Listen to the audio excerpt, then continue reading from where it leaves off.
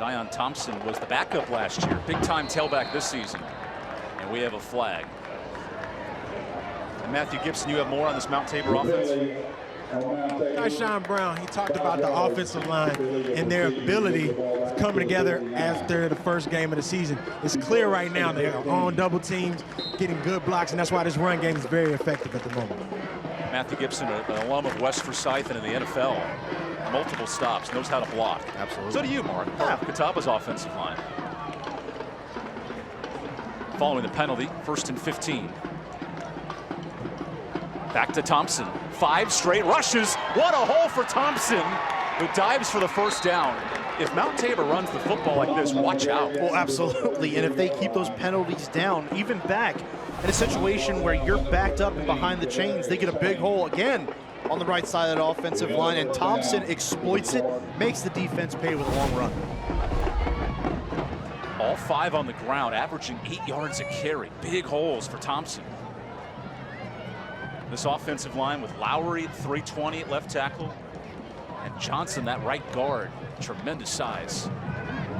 This time, no blocking. That's immediately stopped, and Kimore Pouncey in the backfield. I think this is one of those cases where if it's not broke, don't fix it. Mount Tabor going to the well maybe one too many times, trying to get on the right side there. That time, Pouncey slices through the right side of that offensive line.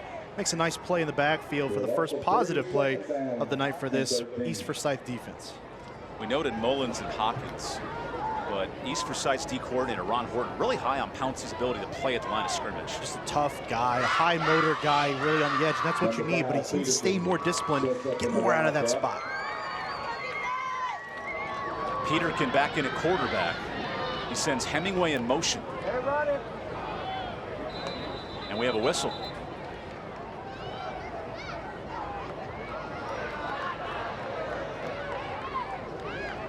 Let's see who this is on. Okay, so Jadon Blair has been asked to exit the field. Interesting. Jordan Wolverton has been asked to join. Something with a knee pad, possibly? We'll have Matt check in on that in a minute. 2nd down. Thompson can't get outside. Great pursuit by Whitney and the outside edge of this defense. Well, you've seen the philosophy kind of change right now for the Eagles defensively. These last 2 plays, they're crashing down. I mean, they're bringing guys around the line of scrimmage. They're getting into the backfield. They're committed to stopping that run right now. They are selling out to it and forcing this Mount Tabor offense to throw the football to get this first down. Whitney reminds me of Clay Matthews of USC and the Packers. Long hair, great rush in. He puts pressure on the QB. He sure does. These guys, 7 sacks already this year. Pretty good number at the high school rank for the first couple weeks. That's the pressure East Forsyth wants to force. 3rd and long for Lane Albright.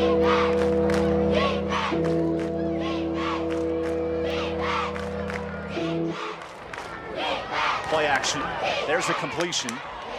2 broken tackles, and Kamari Shell gets half the yardage back, setting up 4th and long. A nice, safe play there by Mount Tabor. Good rush by East Forsyth, but not able to get home in time. And a nice, easy completion sets up a 4th and manageable, really in no man's land. Too short for a punt, too long for a field goal. Mount Tabor has struggled in first quarters scoring this year. They've been outscored by 20 points. This is an important drive. 4th and 8. Lamar Marshall, the former head coach here at Mount Tabor, calls the plays. It's his 3rd season as the OC. You got to think it's going to be a pass here at the down to distance. 4th down. Albright scrambles. He's got to move. And Albright tripped out of bounds.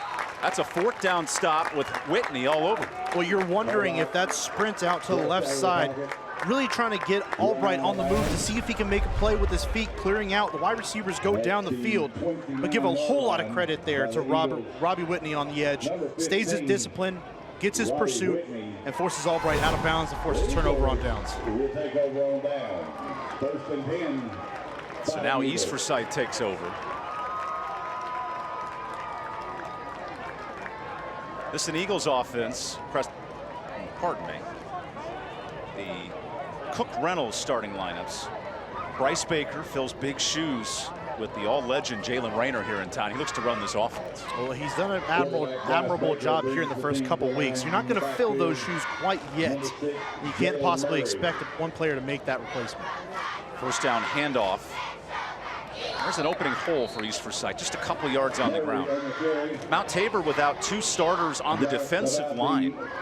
Matthias Banks, he just went through knee surgery today. He's out for the rest of the year. And Kevin Frazier on the D-line out. So a couple of young guys filling in on this defensive line. Back to it on second down. And this D-line living up to it. 2 runs, just 5 yards allowed on the quick movement.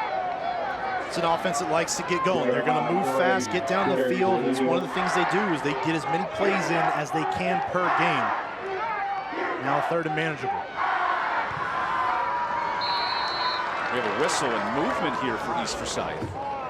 Friendly against the Eagles. Keep in mind the Eagles are without top tailback Brandon Sutton, 7 touchdowns. So your coach Todd Willard have to go deep into the barrel to find running backs tonight. That is Jalen Murray in the backfield. And it's not just the 7 touchdowns, it's a 6.1 yard per carry average. That hurts.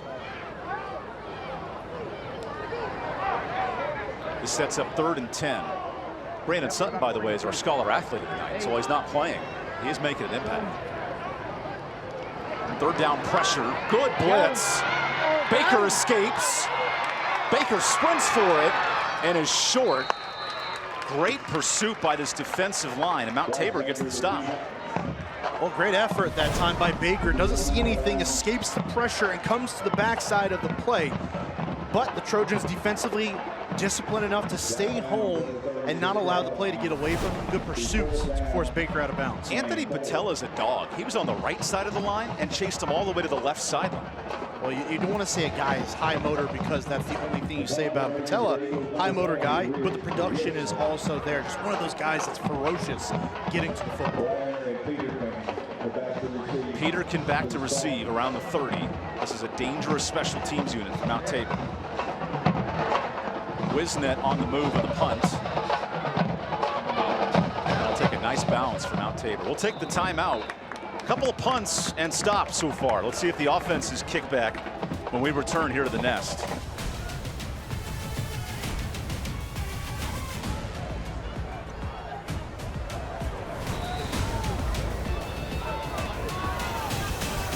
This punt will roll out of bounds at the 25-yard line. We have an official timeout.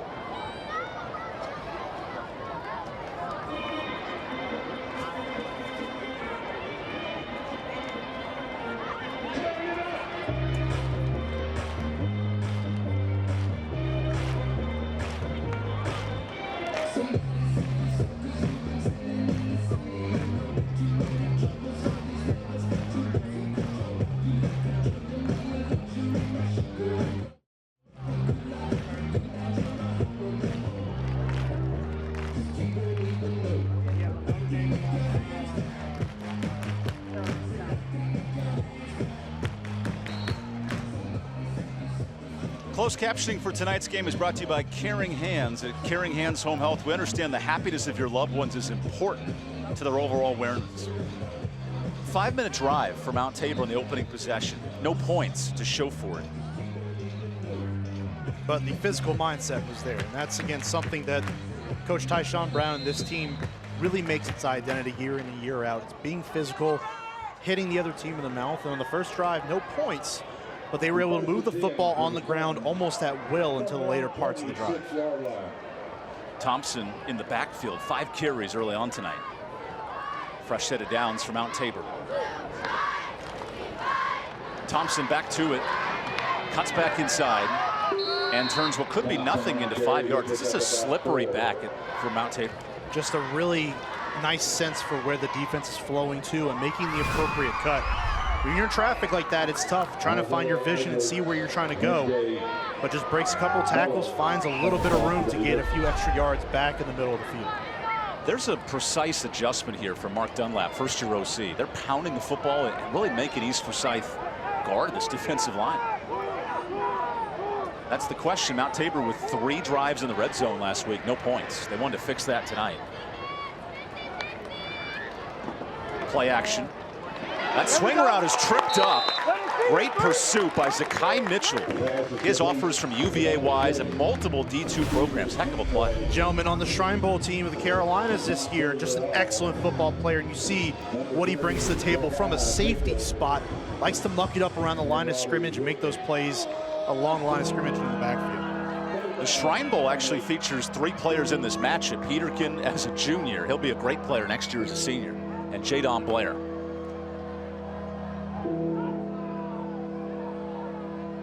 Zero sacks for this defense last week. How do they force pressure and get to the quarterback here? You got to force Albright off of his spot here on 3rd down. 3rd and 8. Thompson looks to stretch. Cannot break free. Good tackle by Nathan Stewart, the linebacker. So it sets up 4th and short. And Tabor brings out the punt unit. Well, you can see where the strategy is right now for Mount Tabor. Even on 3rd and long, situationally, it's not going to call for a run. Trying to see if they can take advantage of a defense that is out of position, trying to play pass instead. Runs the football, can't pick up the 1st down, but you see where the philosophy is. It's going to be one up front here tonight for them, along that offensive line and in the trenches. So Jaden Wallace is out to punt. Typically this is Andy Martinez, the punter. We'll see what Mount Tabor has in store here. Oh, it's a fake! Mount Tabor runs for it, getting a block, and a 1st down. Creative play. That might have been the cue right there. Smart run by John Fowler. And a really well-timed fake that time. 2nd drive of the game. You think you put it away there. I like the gutsiness. Coach Brown and this coaching staff getting there. Shocking piece for Forsyth with the fake and getting the appropriate amount of yards. What a run back. I wonder, as a defensive coach, if you see the wrong punter out there, do you wave the white flag? What do you do? Well, do you call a timeout in that instance? Realistically, now this defense has to go back out on the field thinking they got a win on this drive and now come back out. You see Albright staying on the sideline here. So the Wildcat with Peterkin stays in. There's a lot of curveballs being thrown at Coach Willard's defense tonight. I think Albright's a guy who's thrown 11 touchdown passes so far this year, so he's no slouch. You got productivity leaving the field for Peterkin. 1st down to Thompson. No, it's the keeper. And Peterkin rushes forward for 3. This ball control, 4-yard at a time offense, it's been efficient tonight. It has, and they're chewing up the clock. They're doing it their way. Right now, the flow of the game is firmly on the side of the Trojans, or excuse me, the Spartans of Mount Tabor. They have dominated up front. There was a battle in the 300 at some point BC that happened between those two. May have been a horse. Who knows? Peterkin stays in the game at quarterback, who said this week, after losing last year to East Forsyth 42-0, we will exact revenge. Well, it's a bold claim. You're going into enemy territory, a place where not a lot of teams come in and win, no less. 2nd and 7. Peterkin scrambles. He can throw it, and he does. Was that caught? No, incomplete. Jadon Blair, who visited Notre Dame this past week with the Notre Dame mitts there, trying to catch it. Well, it sure looked like Peterkin airmailed this one initially from our vantage point, but he's going for Blair, and yeah, that's a good call. Just skips right off the turf before it gets into his hands. I really thought like he was trying to take a shot from one of his other receivers, Hemingway. Just couldn't get to Blair. After the play, Elijah Edwards, one of the linebackers, is down. We'll take a quick timeout, come back and wrap up this 1st quarter. We return to Kernersville, North Carolina.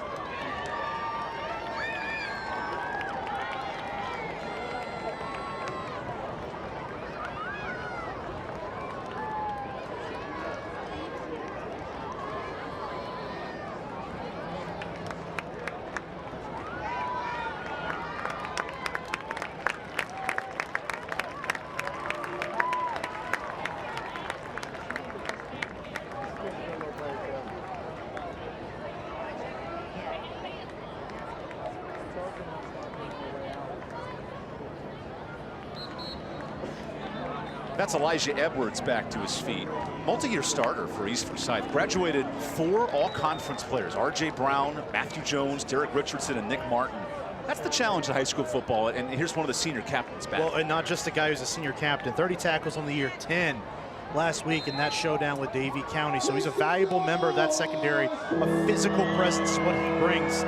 And now Mount Tabor benefiting from his presence not being on the field. 3rd and 8. Play action. Peterkin takes a shot. Blair is open. No flag. Now the flag. That's pass interference. Jadon Blair is a difference maker for Mount Tabor. He sure is. You get down the field like that and you've got a target running wide open down the sideline at 6'5". And if you're Mitchell there, you just have to turn your head, correct? Well, exactly, and he gets there too early. And I don't know it's really turning your head, but just getting there way too early before the ball. But if he turns his head, finds the football in the air, and just gets his hands up, that's enough of a disruption for a lot of players to throw them off enough they don't make that catch. But in the East Forsyth loss to Davie County, 10 penalties for over 100 yards. That was the bugaboo for the Eagles. And it was on both sides, because the counterpoint to that is Davie County had 16. So it was not a very well-played game from a penalty standpoint for either team. And that's the challenge for East Forsyth, and it's kind of seemed that way here the last couple of years. Just trying to clean up some of that penalty, those struggles, just from a mental standpoint. Caden Martin checks in at safety for the player who committed the penalty. Albright back in the game. Here's Thompson. He's going nowhere quickly. We've seen a run defense adjustment from East Forsyth on these last 2 drives. Well, they are getting guys into the box, and they are very, very clearly saying, hey, if you're going to beat us tonight, it's going to be through the air, and you're going to have to go against some talented defensive backs just to do that. We already talked about Elijah Edwards, Sakai Mitchell, Nigel Gay, their captain in that defensive secondary, is another bright spot as well. But this is a team that wants to stop the run for the Spartans, and they're going to have to beat them through the air potentially tonight to come out with a win. 2nd and 8. Thompson. He gets a cut inside. Thompson drags a defender right at the sticks. This will be close. Hard running tonight from the junior tailback. See him sticking up, mucking it up right there. And when you get in that one-on-one matchup with one of the defenders, you've got to win. He may have gotten tackled, but Thompson gains yards after that contact and now brings up 1st down. Gio Caesar, the former tailback, graduated last year, 10 touchdowns after the Crescent Ford 1st down. In comes Zion Thompson on the JV team last year. He's making an impact tonight. Impact almost literally and figuratively on the stat sheet, and he is laying the wood. He's getting the football, and he's not going down on 1st contact. 1st and 10, handoff. Thompson shimmies. Boy, he does not go down easily. Thompson actually gets 5 yards out of that run. And the second effort ability of Thompson, that's next level. I love that style of run. Well, he's keeping the legs churning, and that's what any running backs coach is going to tell you. No matter what you do, you fall forward and you keep the legs going even after contact. And even with an entire defense coming after him, he is not going down. He had no leverage at that point. 2nd and 6. Albert returns to the game. It's been a rotating quarterback between Peterkin and Albert. Peterkin's now at wide receiver, so watch him at the top of the field. Thompson gets a block, and Thompson right at the sticks. Mount Tabor has owned 11 of the 12 minutes in this 1st quarter. Well, and they're using the right side of the offensive line. I mean, they're getting after it on the ground right now, and they're doing it from a multitude of looks. I'd follow the 6'5" Daniel Green as well on that right side. Yep, I'd agree. He's 310 pounds. The amount of weight the combined will put on after eating the cotton candy tonight at halftime to preview the Carolina Classic Fair. Fair Week begins this weekend, Mark. Field in the air. Mount Tabor does not have to snap the football based on the play clock. 3rd and 1. Thompson, he's got the 1st, and then some. Thompson chops through the safety, and he picks up 15. And I'll tell you what, I like the patience as well from Zion Thompson. He is going to work, but he's not being so aggressive that he's rushing into the play. He's watching his blocks develop, seeing where his guys up front get to, and then taking advantage of what they are delivering. Let's go to the 2nd quarter, all scoreless here at the Nest. We're hoping for some more offense in the next frame.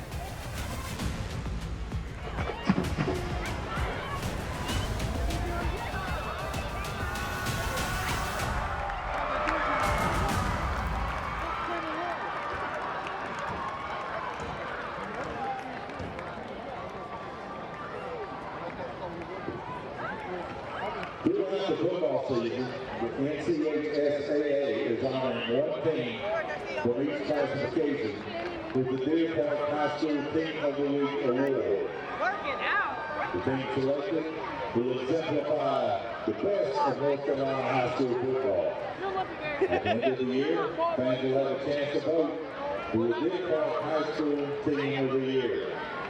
Fans, make sure you visit the Deer Park activation area at tonight's game and put in a vote for your team. Camera right there. And thank you, Deer Park.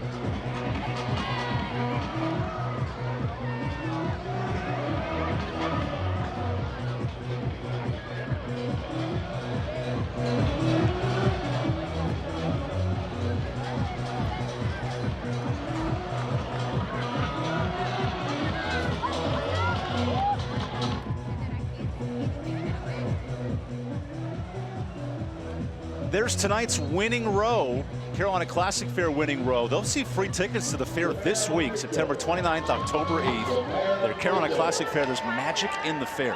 It's also neon night tonight. I like the color coordination from the student section here at East. All the safety vests. East Forsyth, that's won this league last season, finished second 2 years ago, a dominant program in the Central Piedmont. Now in the red zone. First carry for McKay Brendel. Brendel breaks loose. Opening touchdown, Mount Tabor.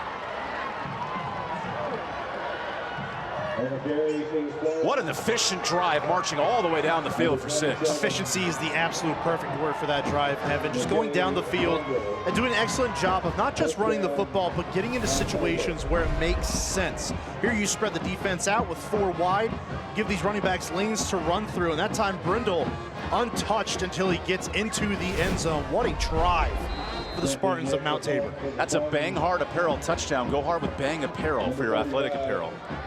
Extra point here. And Elliott Wolf's kick is blocked. That wasn't even close. We'll keep an eye on that. Elliott Wolf back from an injury just this week. But how about this run by Brendel? You see 2 pulling offensive linemen out the gate.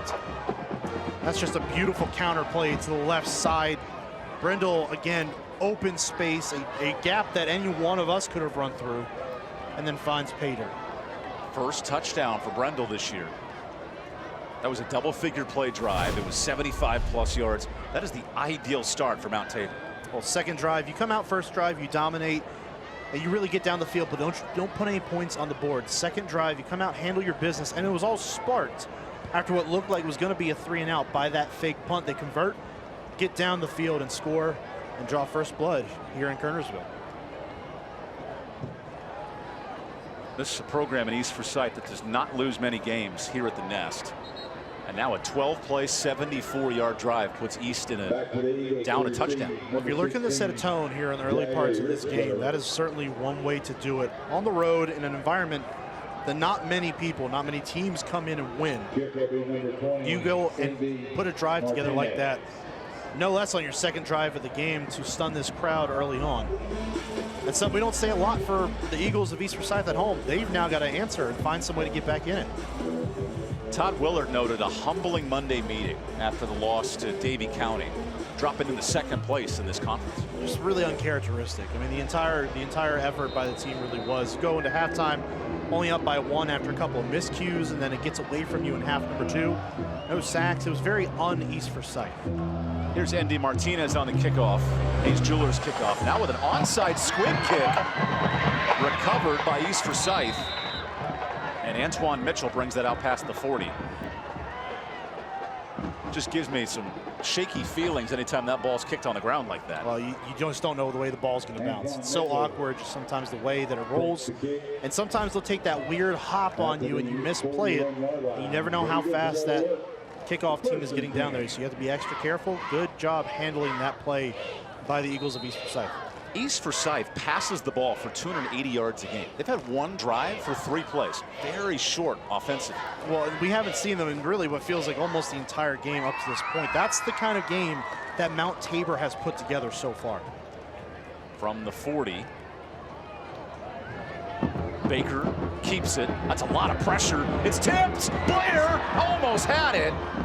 Nearly the pick. Great pressure there to tip the pass. Well, 6'5", he needed to be about 6'6" to come back and make that play. Just slipped.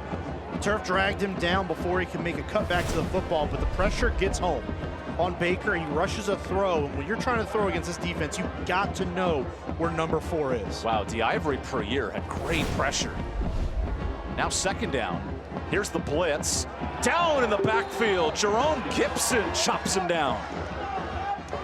I mean, they are just dominating up front on both sides of the football at this point. Gibson fires through there almost untouched and makes that play. And now 3rd and long for this Eagles offense.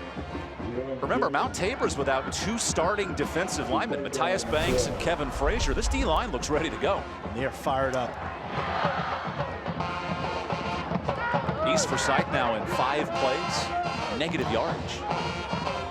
For an offense that scores 30 points a night, this is not new. We're just seeing a little bit of out of sorts here early on. 3rd and 12. Incomplete. Richburg couldn't squeeze it, and that would have been short of the sticks.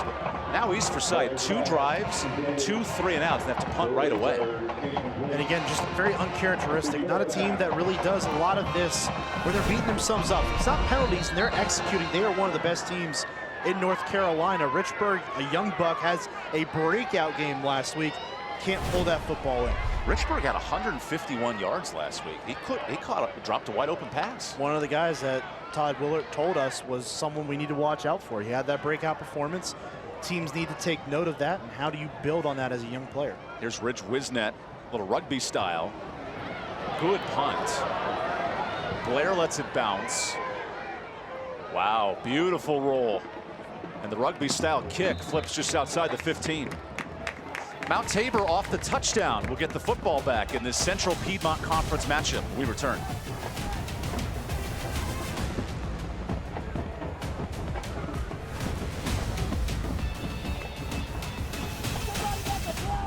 The punt by Wisnick goes out of bounds at the 16-yard line.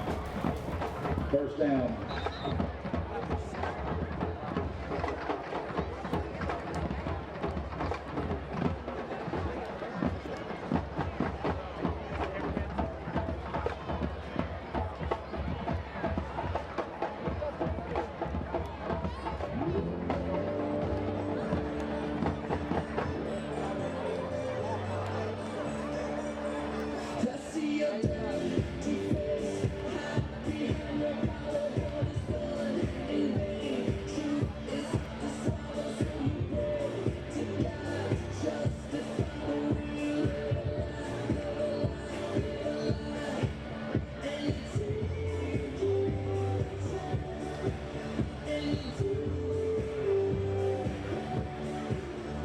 Welcome back in the nest. Hey, everybody, with Mark Covert, I'm Evan Budrovich. How about Mt Tabor running the football effectively? Well, they've done an excellent job right now of maintaining their poise and being physical. That's one thing we heard from this coaching staff all week, is how they want to be physical up front and on the ground. And so far, they have done one heck of a job of accomplishing that. Let's go to the 3rd member of our team, Matthew Gibson.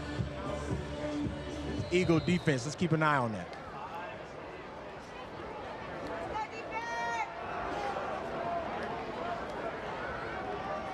So Mt Tabor back to work.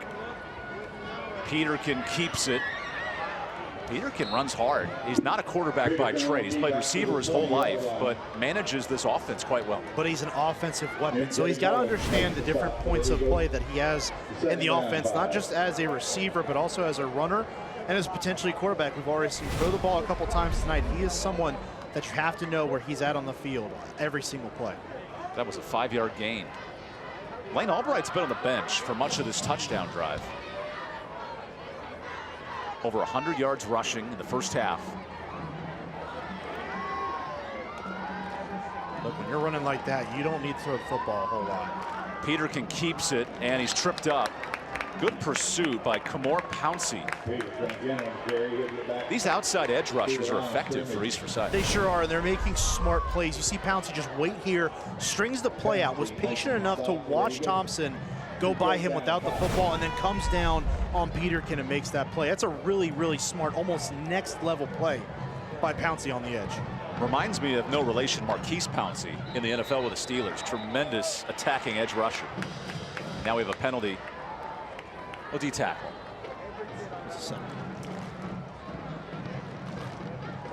I should know that as a Steelers fan. You are. Yes. Pouncey was my guy. No relation to this Pouncey. No. Junior D lineman. But this is the situation now where Mount Tabor, you're going, everything's going according to schedule. Even that last play, it's third and manageable. Now you're at 3rd and 11. Albright wants a screen. Here's the blitz, and Pouncey brings him down. What a series for Kamor Pouncey on the D-line. Well, if it wasn't Pouncey, it was going to be Robbie Whitney. Both ends crashing down there. Looked like a screen was trying to be set up. And by the time Albright realized that pressure was home, it was far too late. Both edge rushers get there, and they end this drive. That's a quarterback's worst nightmare. And now from the edge of the end zone, the backup punter, Jaden Wallace, is in the game. The last time Wallace was out there was a fake. Hard to fake it here on 4th and 22.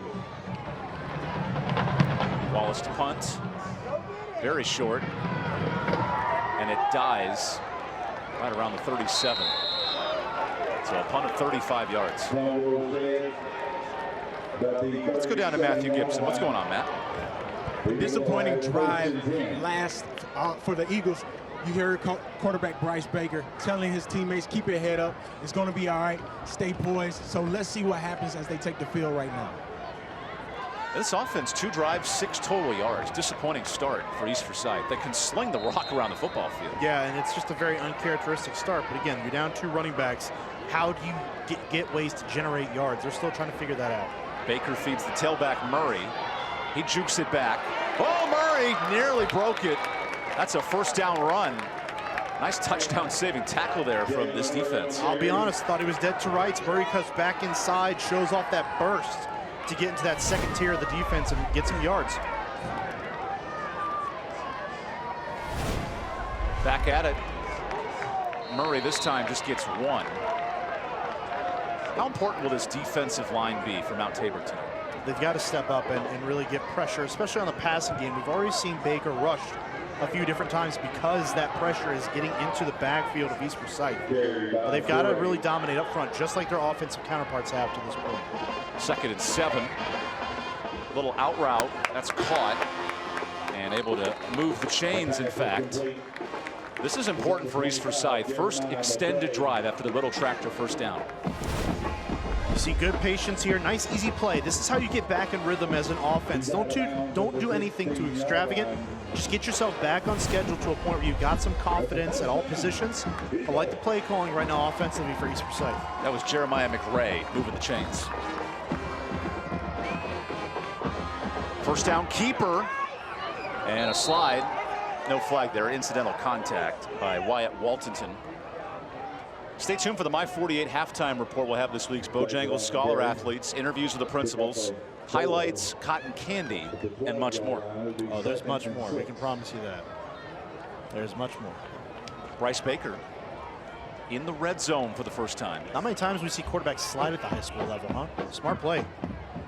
2nd and 7. That's a short run. Good pressure by this defensive line. Naquan Young in on the stop.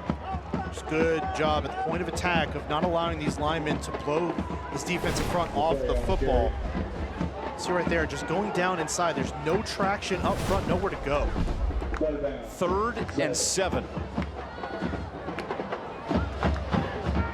They're in the 5-Star Roofing red zone. 5-Star Roofing, we do this every single day. Clever. Baker on 3rd and 7. Feeds Murray. Gets a block.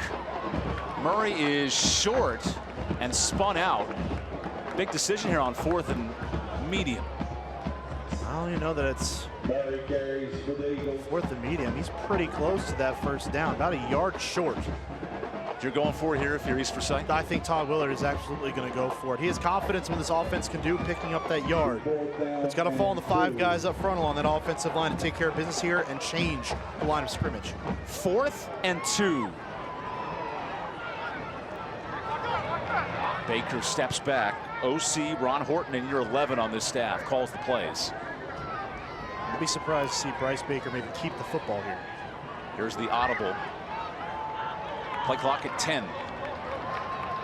4th and 2. Quarterback scrambles, tosses, Murray! First down. Smart decision on that toss. Well, Baker did an excellent job of setting up the read guy out there on the edge against the Spartans defense. Really did a nice job just freezing the defender and then allowing that pitch to develop out to Murray on the edge. Excellent play. Baker 1st and goal. Quarterback keeper. Baker is short. Blair body slams him. That is a Power 5 player in college football, Jadon Blair. Coming downhill full speed, no less, around the line of scrimmage. Jadon Blair is a menace down here near the goal line. Baker tries to put stiff arm on him. You got to have more reach than what you're going to have there for Blair not to make that play. That stiff arm went back in his face. Yes.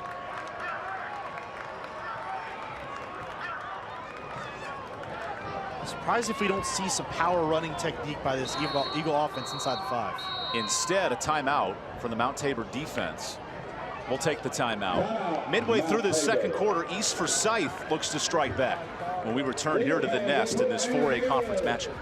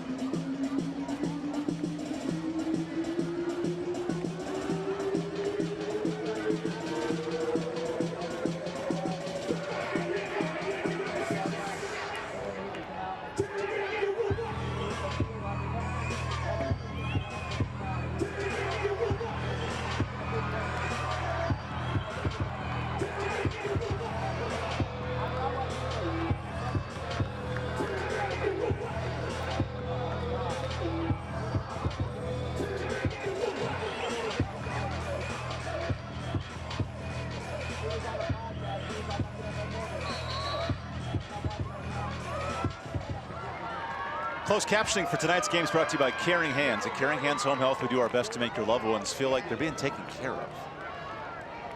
Sure seems like Bryce Baker has taken care of this drive, him and his offensive group.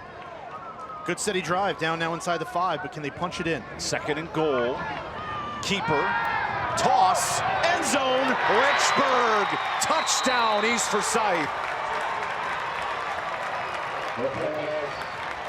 That's an efficient 35-yard drive to tie it up.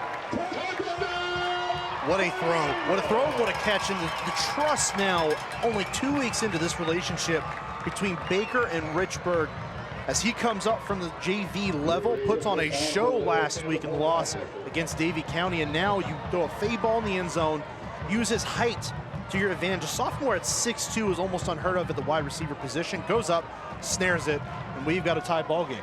Wisnett on the extra point. He's got it. Remember, Mount Tabor's kick was blocked, so East Forsyth now has the lead. And you know you're cool as the other side of the pillow when you got a hoodie underneath your pads. Again, just a nice play. Good understanding of the relationship you have with your guy and what you're going up against. The size matchup more often than not is going to favor on the outside Richburg, and right there it does. On Johnson at 5'11", you have 3 extra inches on top of him. He never gets his head around. It's an easy pitch and catch into the end zone for the first touchdown of the night for East Forsyth. Jair Richburg, 7 receptions last week, 151 yards. Even in the loss, he had a standout performance. He's a guy that Coach Willard told us this week is someone you need to watch out for. And certainly as a sophomore, when you have an excuse me, I'm here game like that, 150 yards, that's no joke, especially against a very quality opponent in Davie County. Just having that sort of a breakout really sets a tone for this team. And looks to fill the shoes of one of the famous Ole Miss signees from last year, Javante Carter. Yeah. Elite tight end receiver. Again, big body. Might fill that role here in the next couple of years. Peterkin back to receive.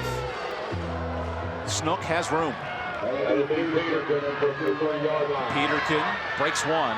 Oh, he spins. Snook Peterkin versus the kicker. Advantage Peterkin. Snook is gone. Touchdown. That's a 97-yard kick return. We can talk about Jadon Blair and the multiple Division I schools that are looking at him, but I'm telling you right now, Snook Peterkin lit up the field when we saw Mount Tabor last year, and he's doing it already here tonight. Staying on course and staying on balance after being spun around, breaks off to the right side. And you got to think, when number 5 in Mount Tabor is one-on-one with the kicker, he's going to win 9 times out of 10. This was not the one time he was going to lose. 2 straight weeks with a kick return touchdown for Snook. That'll make one of the all-time legends in Mount Tabor and the fallen, one of the all-time greats, Stuart Scott, very proud. That man's cool as the other side of the pillow tonight. That kick is up and good. You just watch the effort here. Understands, gets to his blocks. Now, East Forsyth has him almost dead to rights, but doesn't get him to the ground, and that's the key there. He gets one-on-one. It is an unfair matchup with the kicker almost every single time. Snook Peterkin is going to beat them to the edge, and he's going to beat them into the end zone. That's a very calm celebration for a 97-yard kick return. According to our notes here, he went to Mount Tabor.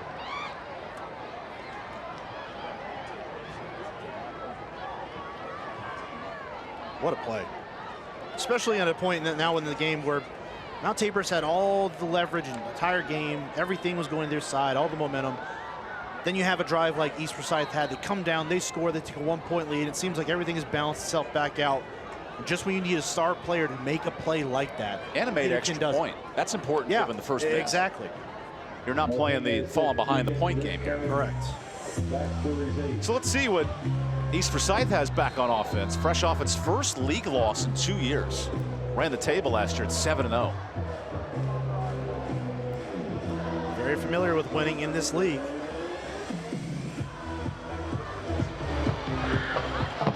Another short squib out of the 35.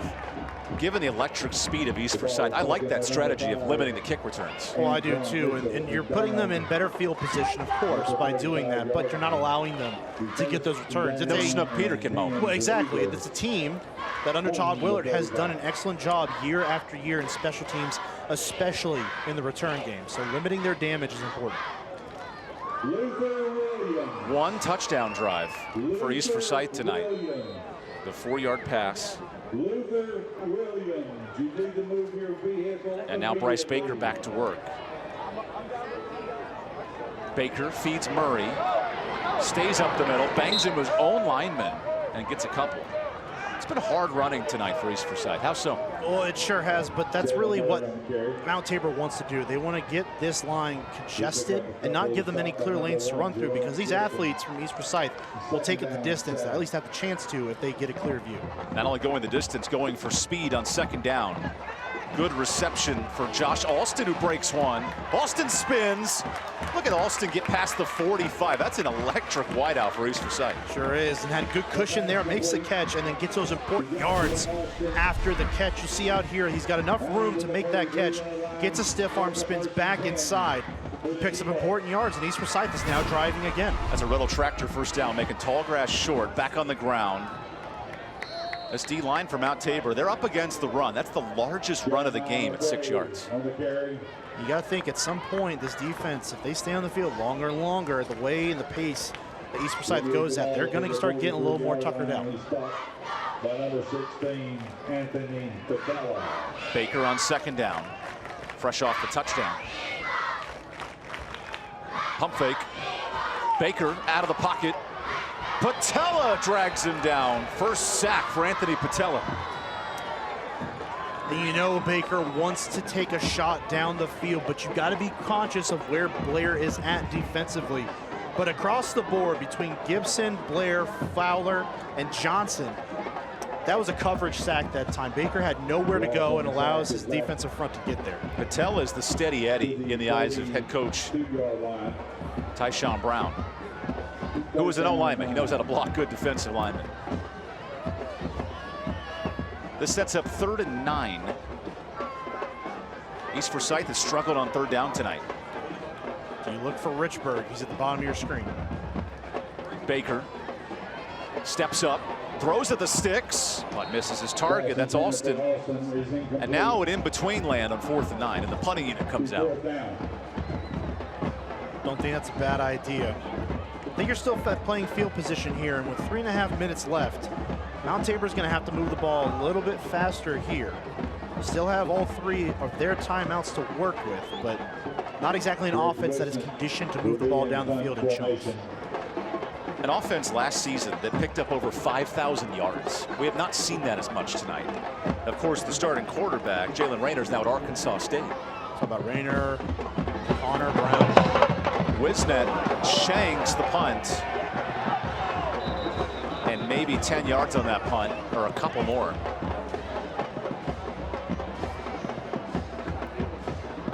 Well, this gives Mount Tabor great field position and time to work. I was going to say, scratch that last comment about putting them deep. Now they've got plenty of time. They have a shorter field. Again, those 3 timeouts to work with, playing right into Tyshawn Brown's hands for his offense. And look at Jadon Blair, the junior who has Power 5 offers everywhere, including Notre Dame.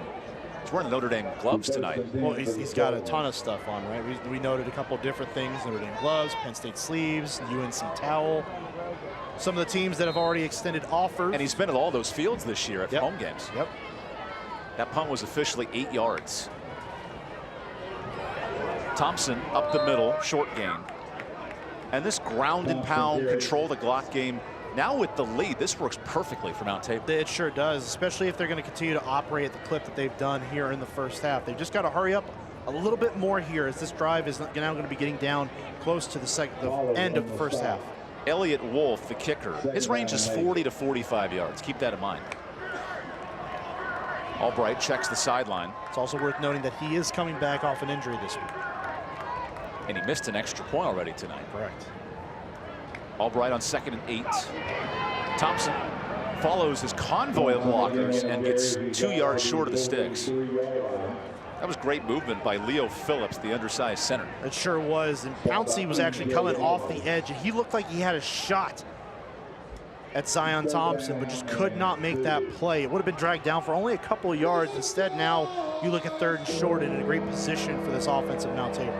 That's Leo. He's only 5'11", but at 250, he's like a bowling ball in the middle of this O-line. Mount Tabor with Peterkin in a quarterback faces 3rd and 2. Albright's out of the game. And we've seen Peterkin on the big 97-yard kick return.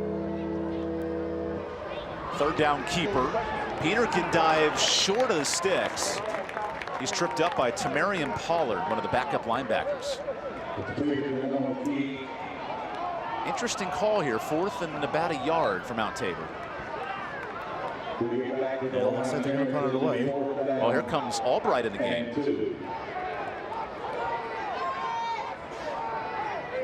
We got bodies everywhere checking in.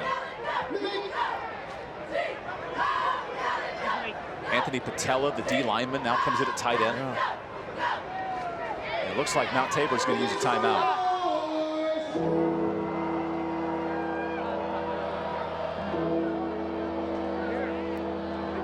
Boy, they just maybe throwing bodies on the field, confuse East Forsyth and see if they can get a matchup they may like. Stay tuned for the My 48 halftime report. We'll have this week's Bojangles Scholar athletes, interviews with the principals, delicious cotton candy, highlights, and much more. Previewing the Carolina Classic Fair that begins this weekend. Can't wait. I heard Matthew has a funnel kick. Is that correct, Matt?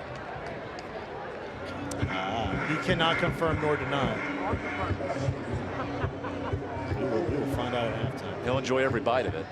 I'm told there's a live eating demonstration too, not Kobayashi style. Joey Chestnut. There's Tyshawn Brown, who's put up a nice little record here. 56-24 at Mount Tabor. Helped win a state title 3 years ago at the 3A level. And in his transition to 4A, the highest level of football in the state, Mount Tabor's been as competitive as anybody in the Central Piedmont. They really have. And when you talk to him, you feel that, don't you? Like that sense of intensity that he's instilling in the rest of his players and his coaching staff that are here. I mean, he's a guy that very easy to talk to, but you can feel the intensity just coming off of him and that energy. It's always an interesting conversation when we're able to talk to Tyshawn. Just a guy who loves football, loves this program, and knows how to motivate his players. Here's the punter, Jaden Wallace. Already one fake tonight for Mount Tabor. They're on 4th and 2. Wallace with no return men sends this pretty well. Uh-oh, that bounces at the 2 and goes into the end zone. So Forsyth gets it back on the 20. That was a great punt by Wallace. It sure was. It looked like it was going to carry just enough, maybe get to the corner there. Coffin corner kick. But now back out at the 20. Yeah, push at the 20. Yep, should be at the 20 now with 1 minute and 11 seconds left. And we have not seen explosive plays from Forsyth all night. Correct. And they have 3 timeouts now, so they're going to have to start taking some shots down the field. But expect the ball hawk of this Mount Tabor defense. Jadon Blair, he's going to be looking to see if he can pick up the ball here late in the first half. Forsyth has thrown it for 16 touchdowns this year. They have 17 in the bag with just over a minute to play. Baker out of the pocket, throws across, nearly picked. That was Blake Simmons waiting for it. And you noted the ball hawking defense. There it was. Yeah, I mean, Simmons just sat down. It was a zone coverage that time, and that's a dangerous throw by Baker. It was almost in a triple, maybe even quadruple coverage down the field. You see Simmons just drops back, reads Baker's eyes, and then breaks on the football to make a nice breakout. Now 2nd and 10. 45-11. Forsyth under 100 total yards in this game. That was not expected coming in. Only a 3-man rush from Mount Tabor. Baker over the middle. There's Richburg. And he gets half the yardage back. 3rd short. Actually more like 3rd and 1. A good spot by the line judge. Defense is spread out. You wonder just to pick up the first down, continue the drive, do you run the football here? But they are taking their time. Clock will only stop on a 1st down. 3rd down handoff. There's the 1st. And Murray gets near the 40. 42 seconds, 3 timeouts. What are you drawing up here, Coach Colbert? Honestly, I'd be calling a timeout right here. Conserve time. You still have 2 more, and you're working your way down the field. Baker moving quickly. Throws on the run. Has Alston right near midfield, and the clock stops with 32 seconds left. I like the play call, though. If you're not going to go with the timeout there, get Baker out to the sideline. Nice, easy throw and catch out to the far side. Alston secures it, gets out of bounds. Alston's the big play receiver, 6'4". He has 20 receptions now this year. I think Alston needs to know the play. He's a little confused before this snap. Ron Horton dialing up. Baker on 1st and 10. Rolls right. Pump fake. Throws short. Richburg gets what, 2 yards and out of bounds? All that time. That was 5 to 10 seconds. But that's the effect of Jadon Blair just sitting in the middle of the field. I mean, he is waiting. You see him sitting back in the middle of the field, and this offense wants to take shots, but he's shading and taking those threats away down the field. 26 seconds left from midfield. Baker, pump fake. Complete, but the clock continues to tick short of the 1st down. We have a timeout here for Forsyth. There's their 1st. What a gutsy throw by Baker. Just forces that football in there. And a great catch over the middle, no less. You just got to wonder, with those 3 timeouts that you had to start this drive, now there's only 26.6 seconds left, and you're only just inside the Mount Tabor 45. I mean, all that time that could have gotten away, you could have called a timeout earlier in this drive. Rich Wisnick can kick it from 45 yards, so you need to get around the 20 or 25 to have a chance. To me, I'm attacking like I'm trying to get into the end zone. I mean, I'm down by 6 points. I'm not down by 1 or 2, or even 3 to tie it up at the half. I'm trying to get points back on the board that I can take a lead into halftime. Because when we were talking to Todd this week, it was one of those things that he pointed out. Look, last week we go in, we think we're going to be up by 8 against Davie County. They make some mistakes. Davie County goes down and scores a touchdown. They're only up by 1 at the half. So they want momentum going into halftime because that's how they play best. And I'm just a little surprised to see them be more conservative here at the end of the first half. Fresh off that touchdown drive on the lob to Alston. Correct. We're talking about an offense that has only been on the field. This is its 3rd drive of the game. So it's not like they've been on the field a ton. East Forsyth needs the offensive Andrew Atmore at Dudley. 1,200 yards passing this year to lead the triad. And we have a whistle. It's now 3rd down officially. 3rd down. 3rd and 2. Atmore's been slinging the rock for Dudley. Undefeated in 3A. They're a dangerous team at that level. Here in the 4A, it allows Naquan Young to check in on the D-line.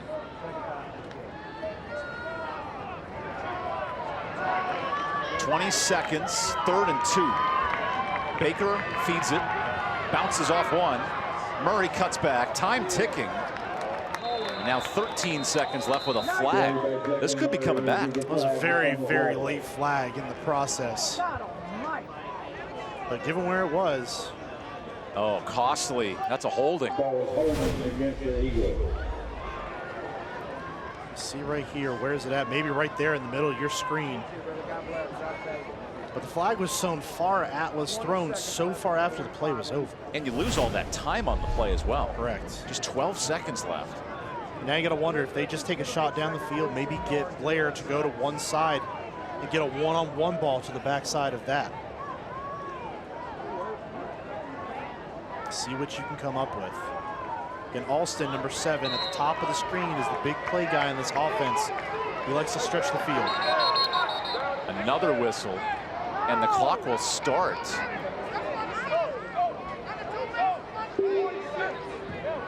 Tyshawn Brown explaining the clock should be starting here, and he's correct.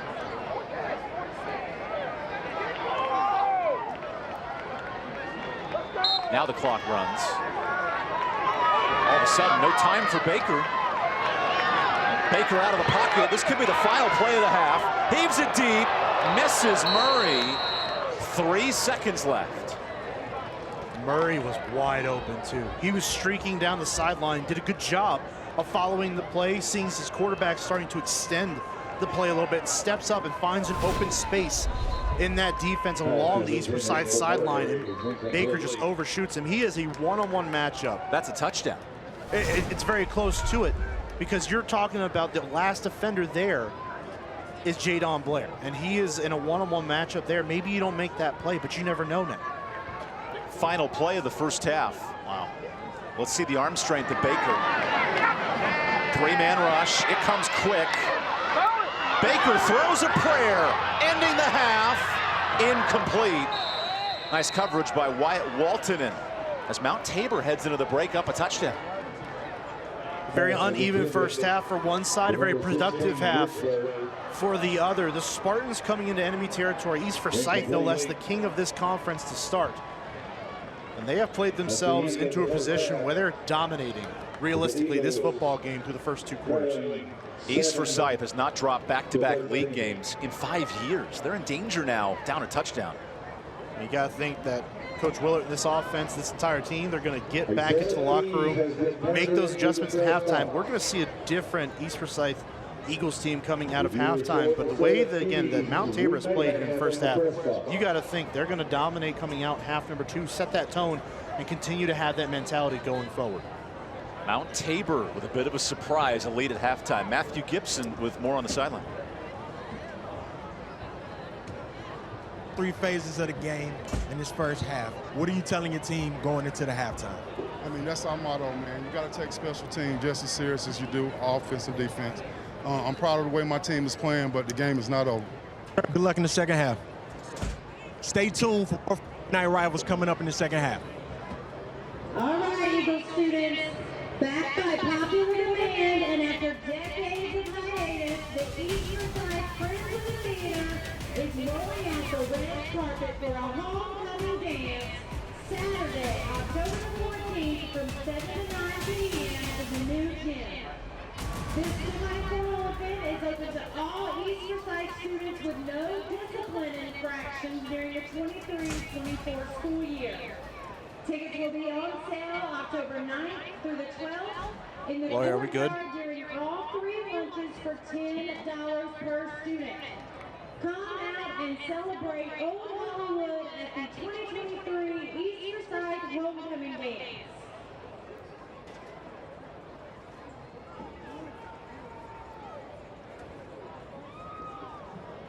All right, Eagle fans, turn your attention to center field for some halftime entertainment.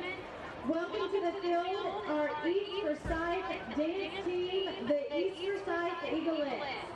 The Eaglettes are under the direction of Erica Summerlin and Katie DeAndrea, with Captain Allie Finney.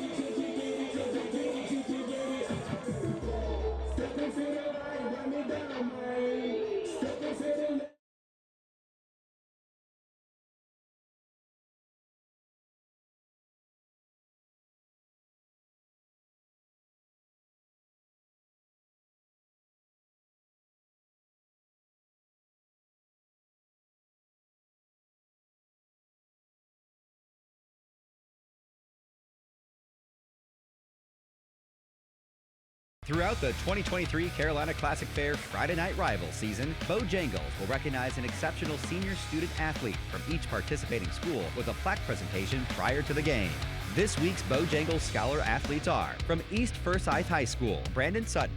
East Forsyth's Brandon Sutton plays varsity football and runs track. He's all-conference in both sports. Brandon is on the National Honor Society, was a junior marshal, on the AB Honor Roll, and a member for FCA. Brandon gives back to his community by handing out gift bags to the elderly and cards for the homeless during the holiday. He also assists with water stations for athletic events and ushers for his church. And from Mt Tabor High School, Wyatt Waltonen.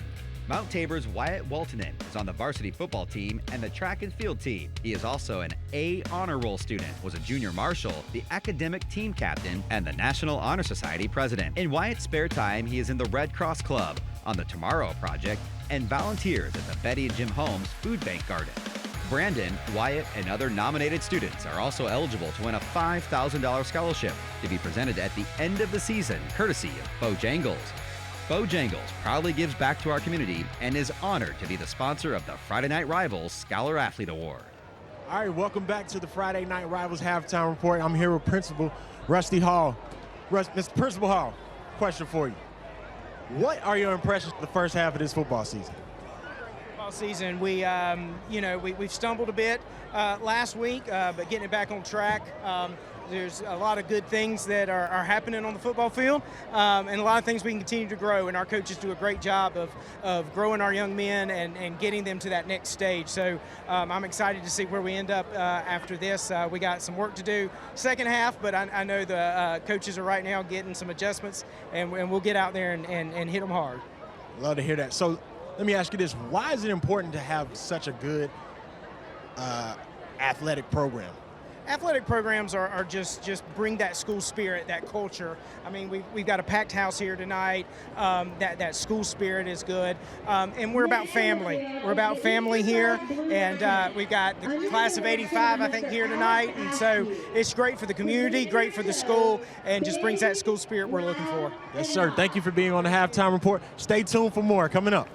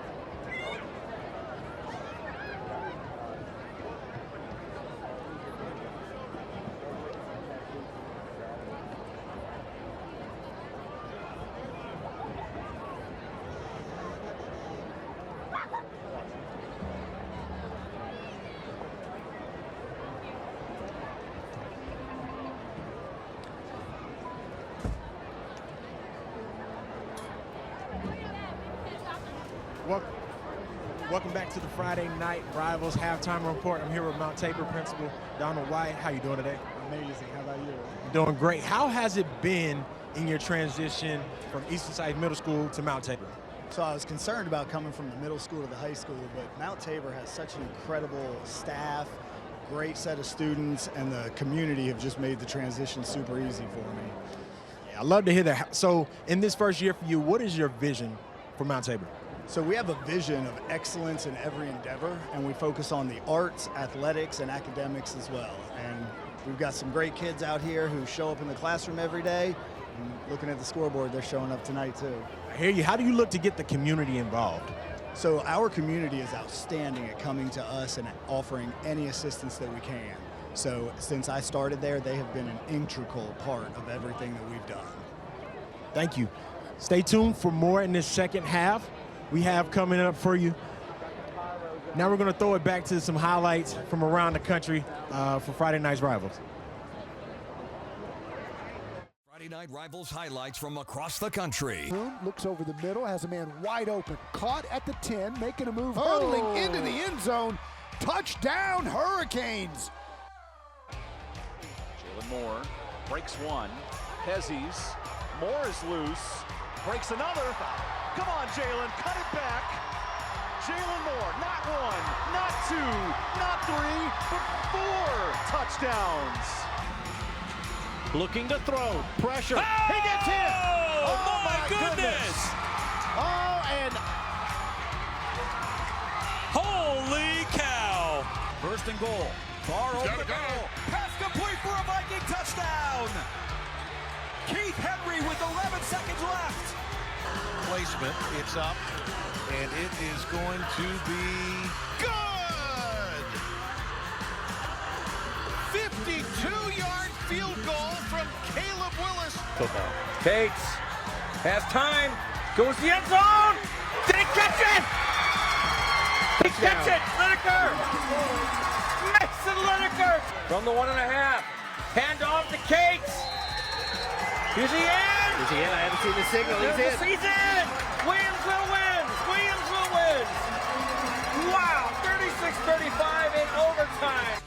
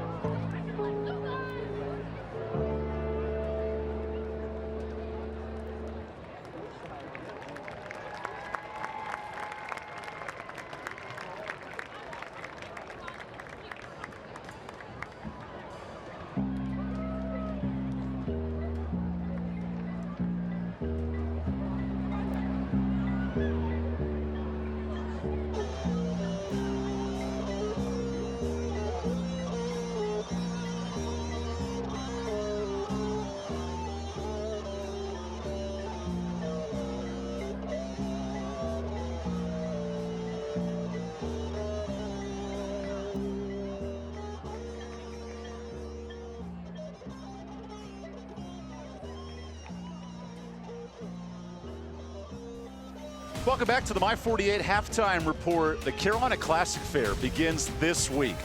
So we thought, let's give a little sample of what should we expect this week at the fair. Okay, guys, so these are from Fork It Me Not, shrimp tacos. I am ecstatic about eating these puppies. Wow. That's amazing. Fantastic. That's got to be one of the best shrimp tacos Matt, what do you I've had in a think? while. Oh my God, my mom told me, don't eat with your mouth full, but it's amazing.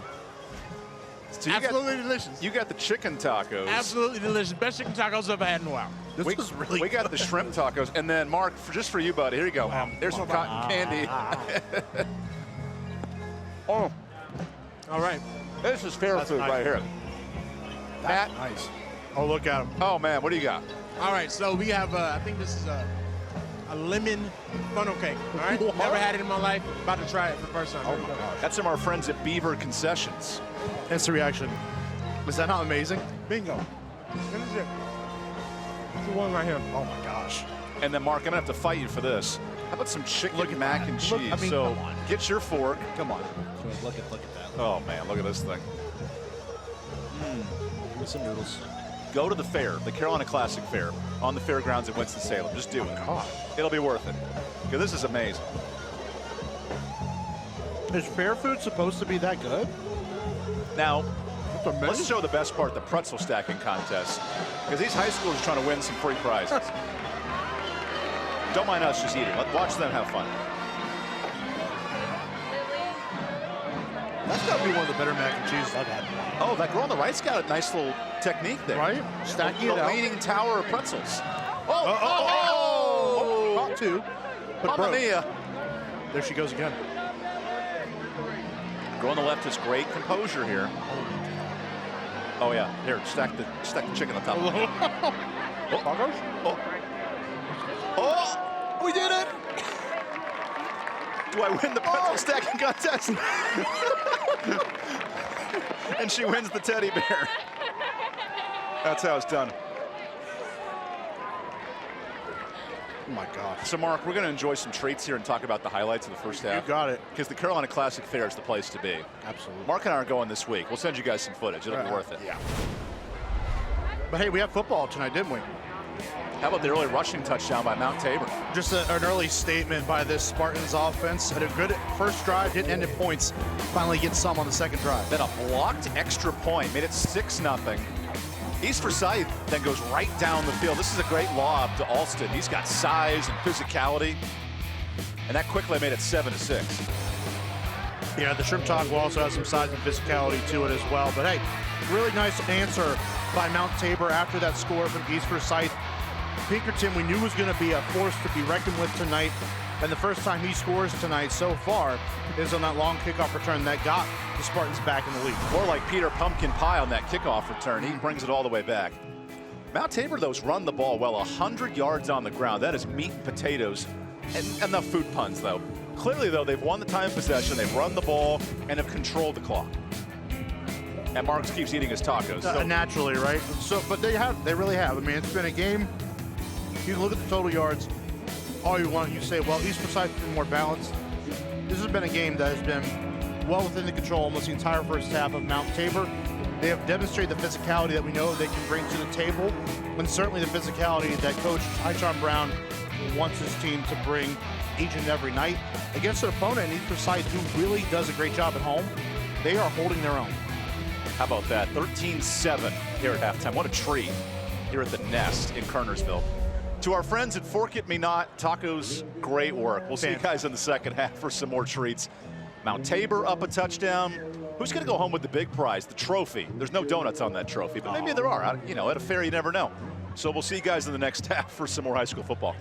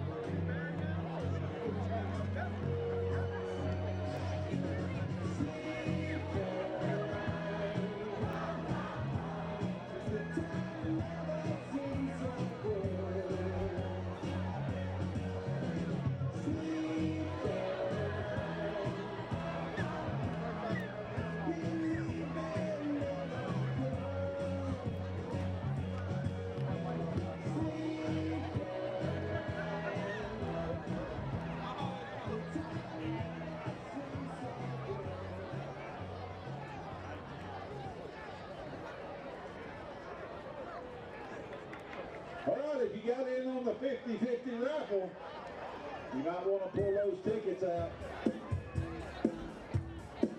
Somebody is going to leave here with $250. But you got to be holding this ticket 496-845. 496. Welcome back here at halftime. Mount Tabor up a touchdown, and it's been a minute, Mark, since Tabor's won here at East. 2012, the last time that's happened, so it's been a decade. Yet Tabor has found a way to run the football, control the clock, and I know East gets the ball first, but they're in a great spot in the second half. While Mark consumes the rest of his tacos. Well, they gave us so much food up here. I mean, we're trying to. There's pizza and wings and tacos and you name it, everything. Well, first of all, the hospitality here at East Forsyth is always remarkable. We'll talk about that here in the press box. But no, it's been a game again that we've talked about already. Mount Tabor has been well in control. Let's go down to Coach Todd Willard. Go ahead, guys. Coach Willard, what offensive adjustments are you looking for in the second half from your team? Well, they did a great job of keeping the ball away from our offense. We only had the ball we only ran 3 offensive plays in the first quarter. We got to fix our special teams. Our special teams right now is killing us. Yes, sir. Good luck in the second half. Evan, back to you. Thanks, Matt. Yeah, he's not kidding. The special teams of Peterkin was a game changer, and then some of the bad punts and the special teams fake on the fake punt.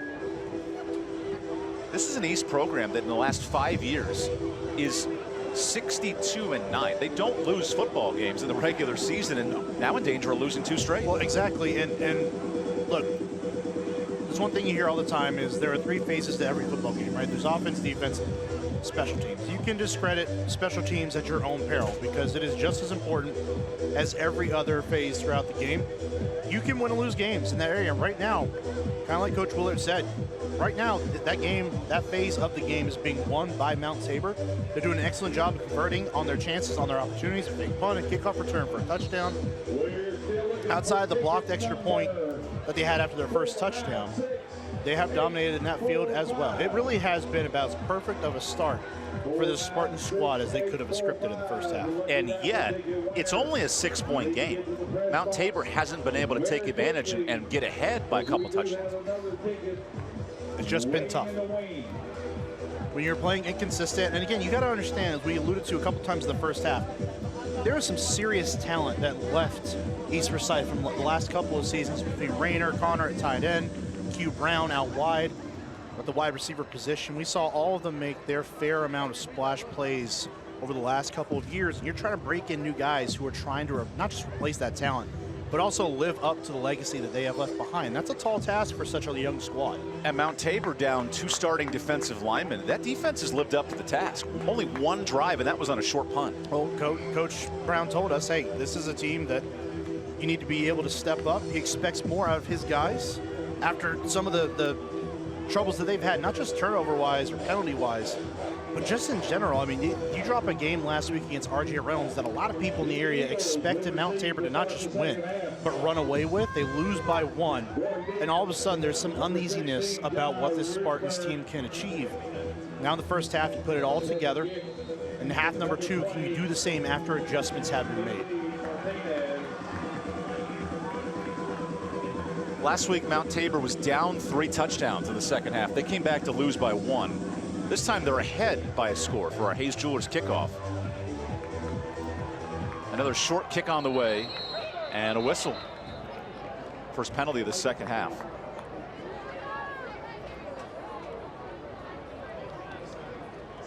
Well, that ruins the Sean Payton surprise of an onside kick in the second half. I got to tell you, I don't know if I've ever seen in any football game in my life where both kickoffs to start each half have had false starts. Exactly. I don't think I've ever seen that before. That's the beauty of high school football. You never know what you're going to get. There you go, DJ. Ramp it back up. Start of the second half.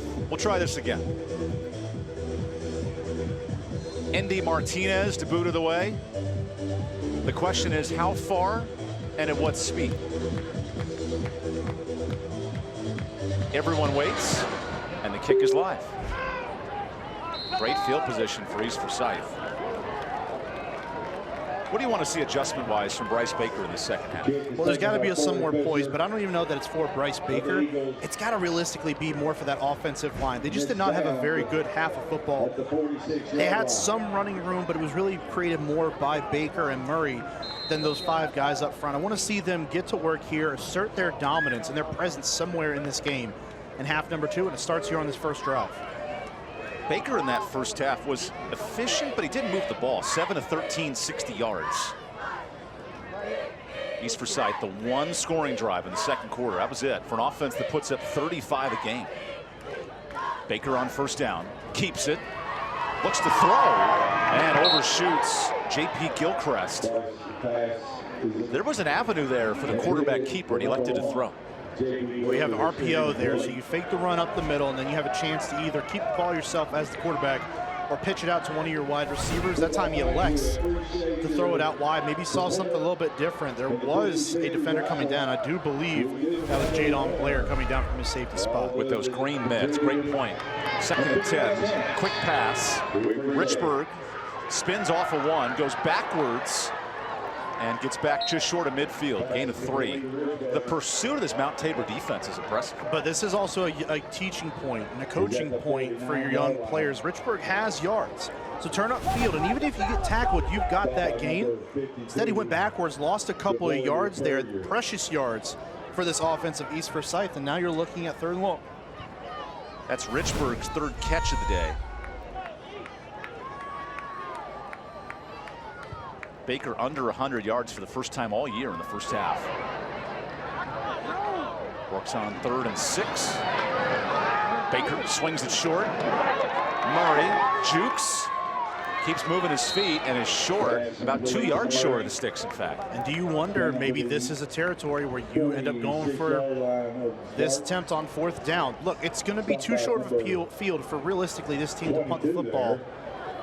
That was Malik Garrison on the tackle to set up 4th down. You see a different formation, some more people coming in. No, they're going to punt it. I'm surprised. Here's the punting unit. Mount Tabor has 1,100 people on the field right now. I am very surprised by this decision. Watch for everything here.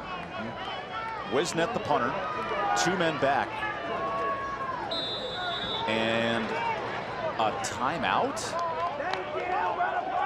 Todd Willard calls the timeout to start this second half. And I wonder if that entire time waiting for both teams to get set up on the ball gives you a little bit of time to think, hey, we need a big play here. You've got about a yard to go to pick up that 1st down, and you're already in plus territory as it is. The game where momentum has strongly been on the side of Mount Tabor. This is a chance. You pick up this 4th down, continue to drive and put points on the board. You tie things up essentially and get that pendulum of momentum to swing back at least towards the middle, if not a little bit more towards your side. Big decision for Ron Horton, who calls these plays. And his offense last year was amazing. 570 points in a 3rd round exit of the playoffs. But with Jalen Rayner, the all-conference quarterback, Javante Carter, and Q Brown, Power 5 receivers, this offense was prolific in 22. They sure were, and you really think for a lot of teams getting to the 3rd round of the postseason is an accomplishment, right? Here in East Forsyth, in Kernersville, it is not. And you expect nothing short of state titles. It's a team and a program that has been built up to that expectation, and when you exit even in the 3rd round, that's a disappointment for them. Going forward on 4th and 1. Baker comes under center. Here's the sneak. Oh no, a whistle. Who moved first? I didn't see anyone jump along that defensive front. Oh, false start. That'll back up the offense 5 yards, and now they elect to punt. And that's a killer, because you're in a situation where, again, 4th and 1, you hold your water, you've got that 1 yard to go, and you flinch. That's discipline. That's a young team trying to find its way right now, and they are scrambling to get something going on offense. Penalties, the bugaboo for East Forsyth last week. They had 10 of them. This is the 5th for the Eagles. Here's Wisnet to punt. Rugby style, sends it away. And that bounce dies right at the 18.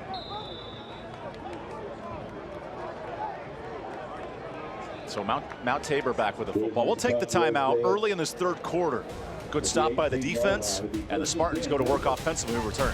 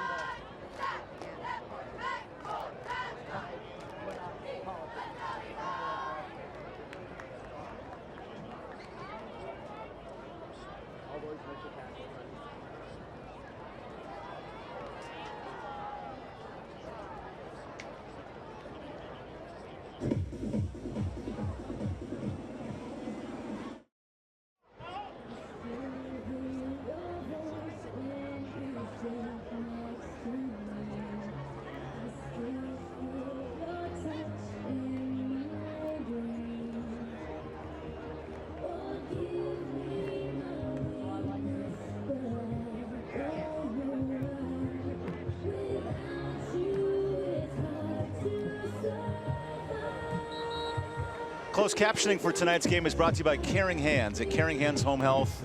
Hands-on compassionate care around the clock. Todd Willard's club electing to punt to start this third quarter, so Mount Tabor gets the football back. It has been ground and pound, control the clock, 100 yards rushing, and efficient and effective for an undersized Mount Tabor offense. Just tough sledding right now offensively for East Forsyth, but Mount Tabor's done a good job. They played to their identity offensively. It's been a physical game for them, running the football, pounding the rock in the middle of the field, and they've done it with great success so far. Lane Albright back in at quarterback. A quiet first half passing, 2 of 2. He hands it off, and Thompson goes nowhere. Loss of a yard, in fact. Tackled by Kamar Pouncey on the stop. Just an overload of blitzers on the right side of the offensive line. Not enough bodies to block all the defenders coming off the edge. Good play call defensively to start this drive for the Eagles. The biggest plays of this game have been with Peterkin in at quarterback. So he now checks in on 2nd and long. That was a loss of 3.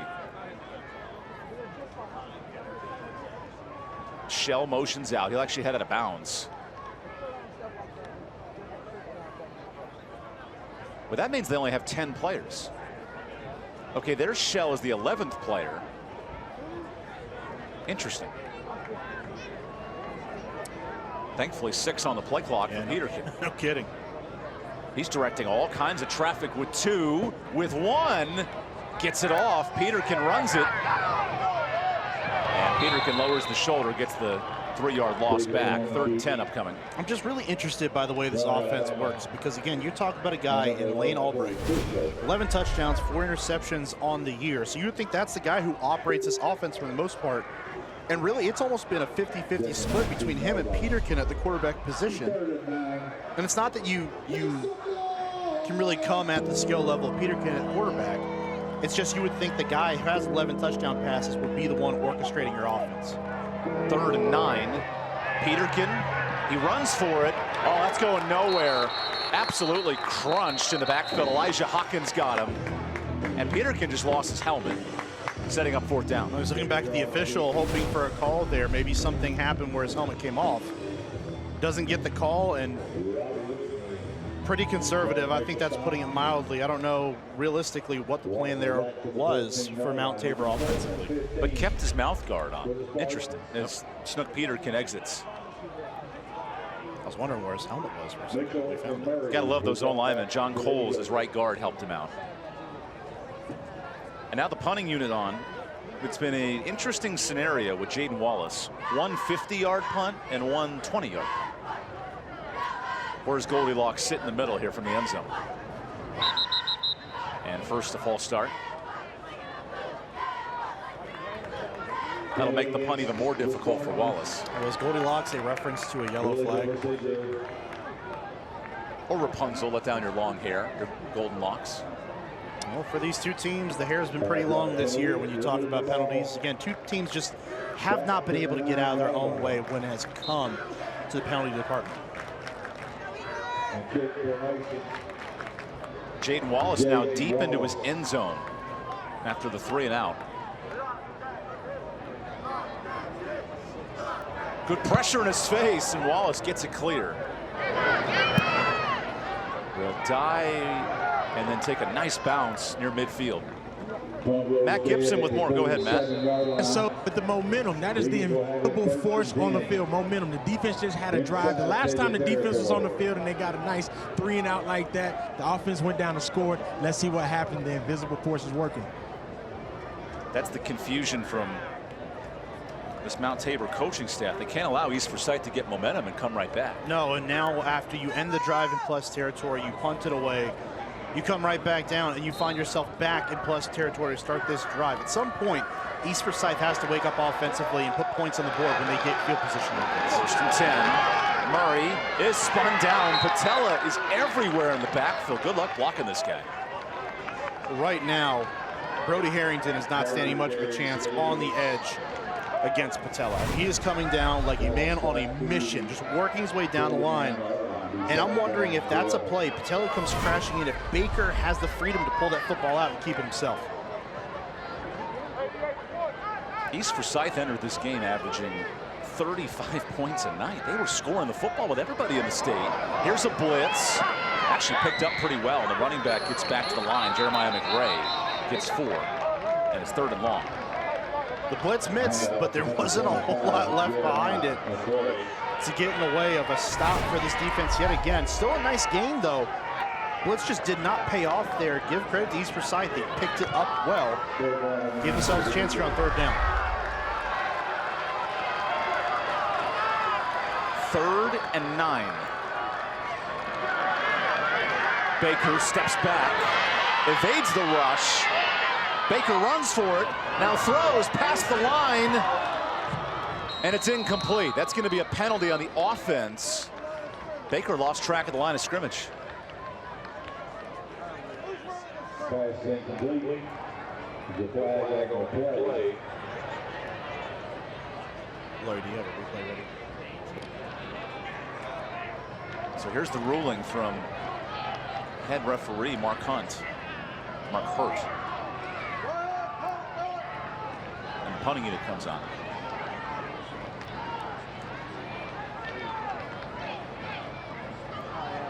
So what a clunky start to the second half for East Forsyth. All the momentum, all the field position, and 3 plays go negative yards. You said it best, partner. He just loses track of where he is on the field. Great job of evading the rush, extending the play, but just gets too far down the field, past the line of scrimmage. Once you get past and throw the football, it's a legal touch. Wisnet's turn to punt. He's done this 5 times tonight. Much better kick here. And a friendly bounce, gets pinned inside the 5. Nice kick by Wisnet, who flips it 45 yards. Well, it was just a really nice punt that time. Pins it deep. Blair doesn't have any chance to make a play on that football, and then it gets a nice, high, friendly bounce to be recovered by one of his downfield players for the Eagles. It's become a punting game in this 3rd quarter. Field position now an important battle. Pat McAfee special. And Mount Tabor and East Forsyth both score over 20 points a game. These aren't scrub offenses, but they look like it tonight. Well, I don't even know that Mount Tabor has looked like a scrub offense. It's just, this is what they do. They're not going to score a ton of points more often than not. This is a team that likes to play some ball control offense, get the ball in their playmakers' hands, and they'll work their way down the field. East Forsyth is quick striking, though. I've been surprised by some of the decisions by this team offensively tonight. Albright on 1st down, feeds his back. Thompson gets chopped down. And that's the cornerback who was blocked the whole play by Snook Peterkin. Smart job getting off the tackle. Just shedding the tackle, making a play. Peterkin has been so good all night long, just misses the block on the outside. Allows the defender to crash inside. After Pouncey misses on the edge. Just really nice play out there in open space to bring down Thompson. Mount Tabor, 100 yards rushing, and that's been it. Less than 20 yards passing tonight, all on the ground. Albright on 2nd and 8, feeds Thompson. That's a cloud of dust and a gain of 1, setting up 3rd and 7 after the stop from Elijah Hawkins, the senior. Is Hawkins okay? I'm not 100% sure, but Thompson was even slow to get up after that one. He has run the rock with some intent tonight, some authority. So he's taking a pounding in his own right. after a round of punts.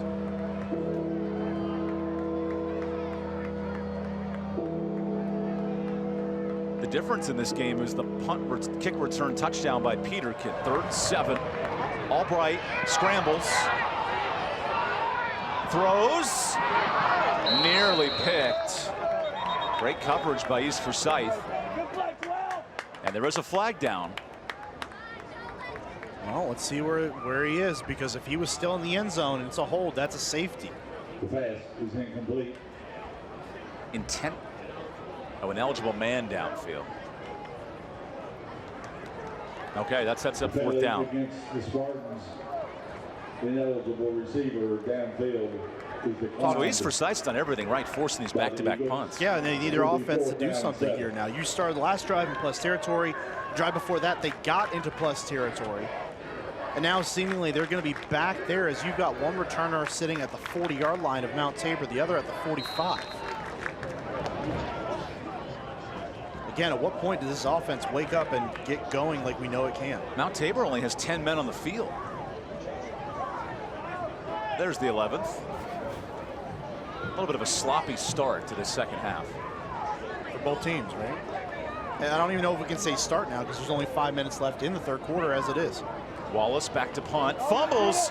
Ooh, Wallace got it off, but it was tipped. And this will die in a perfect spot for East Forsyth at the 19th. Wow, big special teams mistake. We'll take the timeout. East Forsyth back to work. Down a touchdown.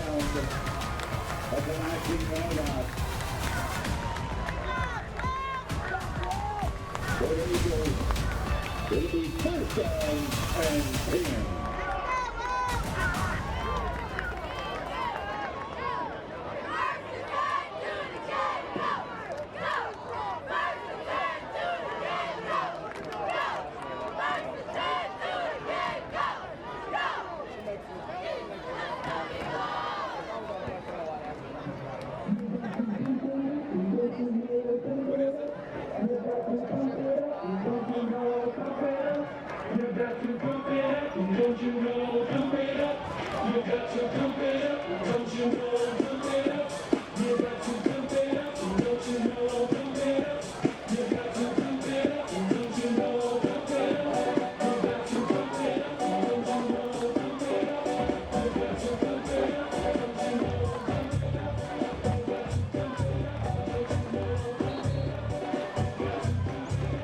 In the 4th quarter, we got a couple of big things tonight. Carolina Classic Fair, player of the game. There's magic in the fair. Then in the 4th quarter, tonight's West Shore home play of the game. West Shore home bringing happiness to every home. Best starting field position for East Forsyth tonight. Starting in the red zone after a bad punt by Wallace. Baker on 1st and 10. Feeds Murray. And only 1 or 2 yards. Great rush defense from Mount Tabor. Yeah, Murray's having to hesitate at the line because he's just not seeing any holes open up. That's because Mount Tabor's doing a great job filling the gaps and not allowing these offensive linemen to get off, get good blocks at the 1st level, and then get up to the 2nd level to make blocks down the field.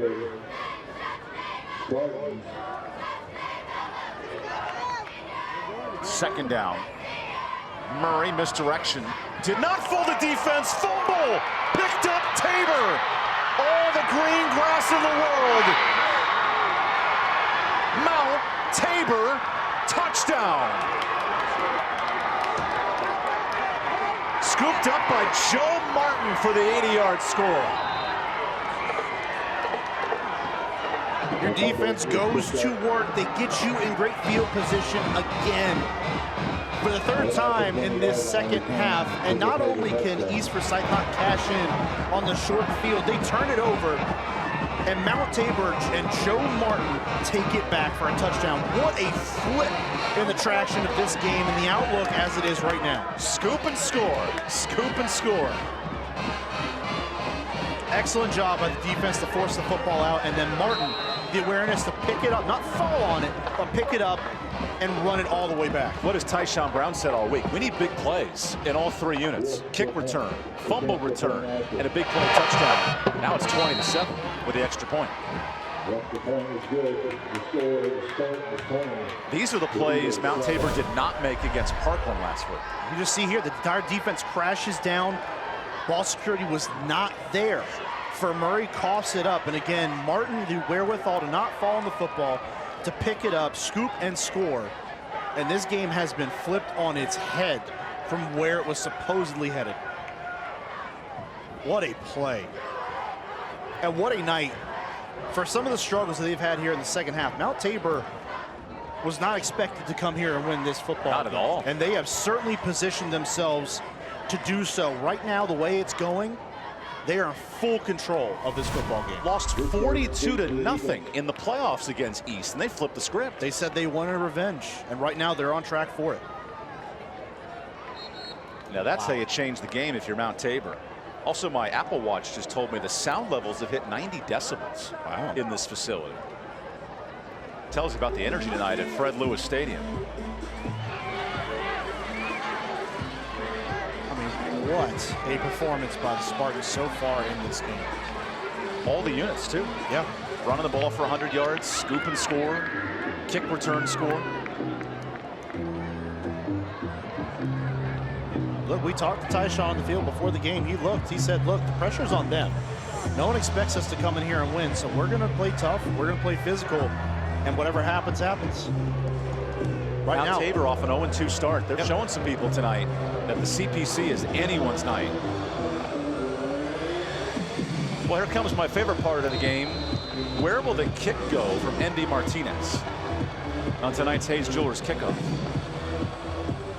Like in a scene from Longest Yard. Oh, it's an onside kick. Go 10. It'll stop at 9.5. That's where East Forsyth will start the football. That would have worked, too, if it went an extra yard. yeah, it did, because there were several Mount Tabor Spartans surrounding that football. It was played perfectly, just could not get that extra half a yard to go across the 50. And you can tell Andy Martinez has a couple of words with the coaching staff here. I don't know if that was choreographed the way it was hoped.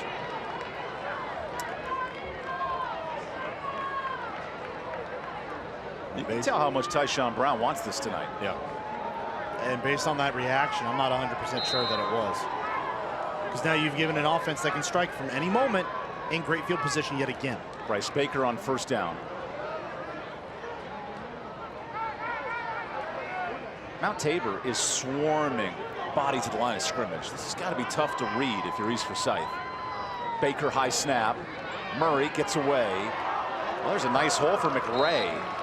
And he's got the first down, gain of 11 to move the chains. Really nice job in the backfield by McRae. Watch him elude the defender there coming screaming into the backfield. Right on the handoff. Great presence in making that play. Here's McRae again. He does fall forward on the tackle from Naquan Young. Remember, starting tailback Brandon Sutton out tonight with an injury, so it's been running back by committee for East Forsyth. You wonder now, looking back at that, how much of an impact that makes on this offense. Between McRae and Murray, they've done an admirable job of running behind this offensive line. But Sutton's been the guy so far this year that's really gotten it going on the ground. 2nd and 8. Baker quick pass. Good catch, Richburg to the 31. He'll need about 4 more to move the chains. That's a gutsy throw out to the far side. Making those long throws across the field is tough. You're giving the defenders a little bit extra time to react to the football because it's traveling further. Just nice throw, good catch by Richburg. 3rd and short.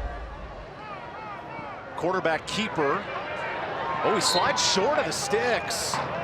Didn't have the awareness, and he's tapped down by Wyatt Walton. Baker on the key. Because if he goes head first, he gets the first down. Yeah, absolutely. Just take that contact. I think there's a certain point. I can respect the ability to want to take care of your body, stay healthy, but you got to put it on the line sometimes. 4th and short. McRae, he's got it.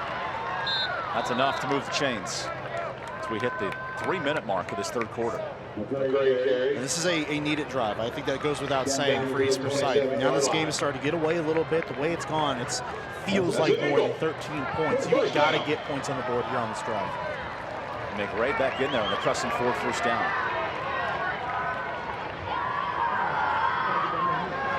Baker against the blitz, picked up.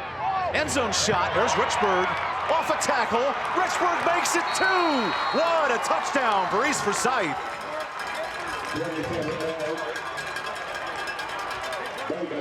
Broke 2 tackles on the 20-yard bang-hard touchdown.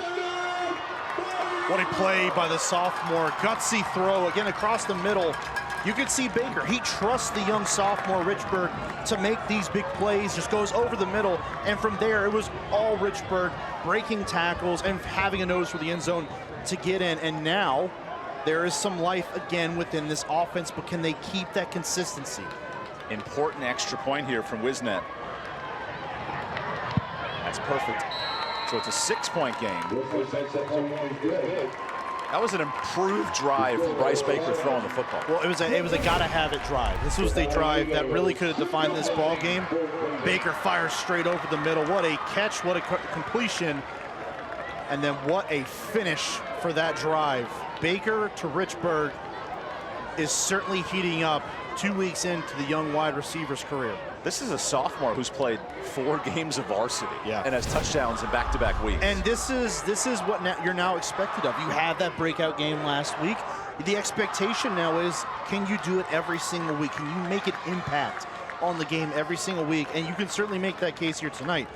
All 14 points, or excuse me, 12 of those 14 points have come from the arm of Baker into the hands of Richburg. Couple of scores tonight. West Forsyth about to move to 3-0 in the league. They're beating up on Glenn. And then Davie County wins by 3 touchdowns over Reagan. So Davie's 3-0, which means the winner of this game, if you're Tabor, you're back in the hunt. And if you're East, you're at 2-1 playing for your lives. Well, if you're Tabor, you're not just back in the hunt, but you have a shot next week at home going up against your current leader within the conference, Davie County, which is exactly where we'll be at, no less.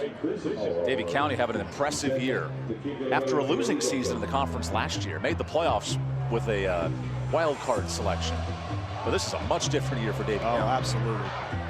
As dangerous as they come at the 4A level, they are right ready to go this year. They have a ground and pound running attack too. Bringing back one of the best tailbacks in the triad, in fact. Very elusive quarterback as well. We heard about that in our call with Coach Willard this week as well. Just had a hard time getting into the ground. They're very good at extending plays. Short kick. Returnable. Now this is going the wrong direction. That'll turn in negative yardage. Good special teams tackle from Kadarius Payne. And now Mount Tabor starts at the 24. Now suddenly it flips back to that sideline a little bit, thinking, okay, now we're only up by 6 again. This might be a different ball game going forward. We got to get yards and we got to get points now. You can't just sit on your laurels after that. Mount Tabor has negative yardage in the second half. Right. How do they change that? Well, you got to have that mentality they came out with in the first half. Right now, this is a team in East Forsyth that's finding some of their footing. You got to take that back away from them. It starts up front, your offensive lineman establishing the line of scrimmage. Lane Albright back in at quarterback. First down. Thompson does not get the football. Quarterback keeps it. It's a good run for 3 yards on first down. Tripped up by Whitney. Really smart decision at that. Albright just sees the edge pressure going outside towards running back Thompson. Decides to keep it himself. Pick up a couple yards on first down. Make it second and manageable. Negative rushing yards in the second half for Tabor. After they pounded the ball for 5 yards a carry in that first half. Right, almost 6. It's been a tale of two halves offense. Look at this coverage on Peterkin. A double team against one of the best players in the CPC.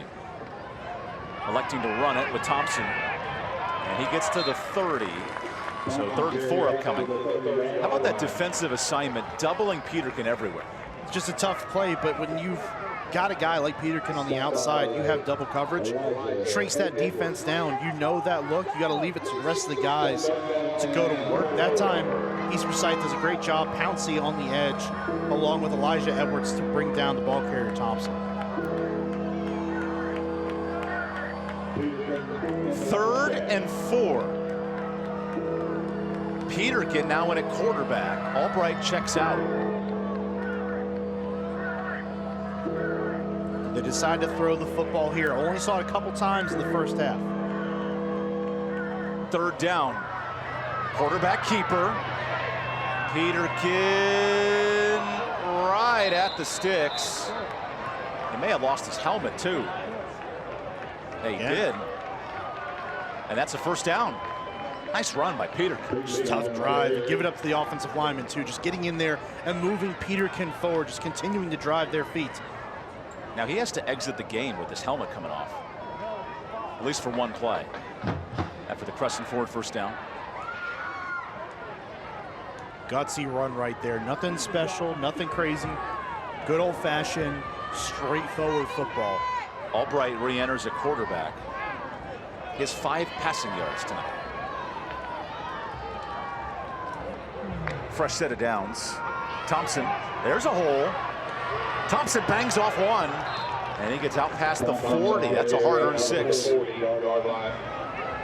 I mean, he's in the process of getting tackled, and you've got a safety. I believe that was Zakai Mitchell coming down the field, trying to put a hit on him. He breaks out of that tackle. That's a tough play by Zion Thompson on the edge.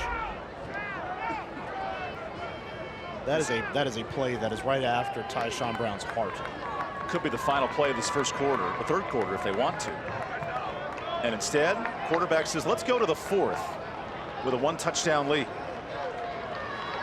Any night in the Central Piedmont Conference, some crazy things can happen. And through 3 quarters, it's 20-14. Stay tuned in the 4th. We'll come back with the final quarter and our Linder Turf and Tractor scoring summary. Get a great deal on your next Kubota at Linder Turf and Tractor. More football after this from East Forsyth.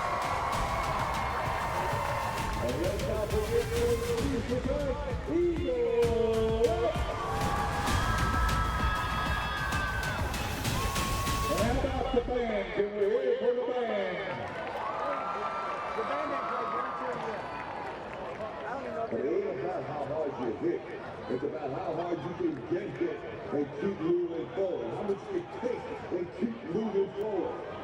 That's how winning is going.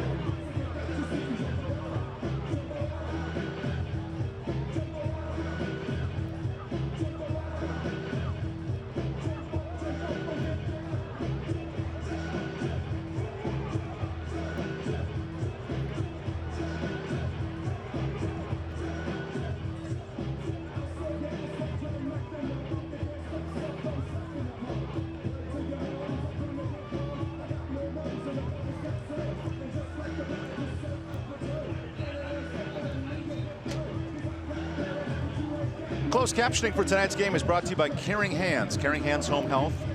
Mark, your family's needs are our top priority when they're in our care at Caring Hands Home Health. So nice. Right now, though, the hands of this offensive line have carried the load. 120 yards rushing in this game for Mount Tabor. It's big guys up front. Matt loves it. I love it. You love it. It's all about offensive line play, baby. Right behind the O-line.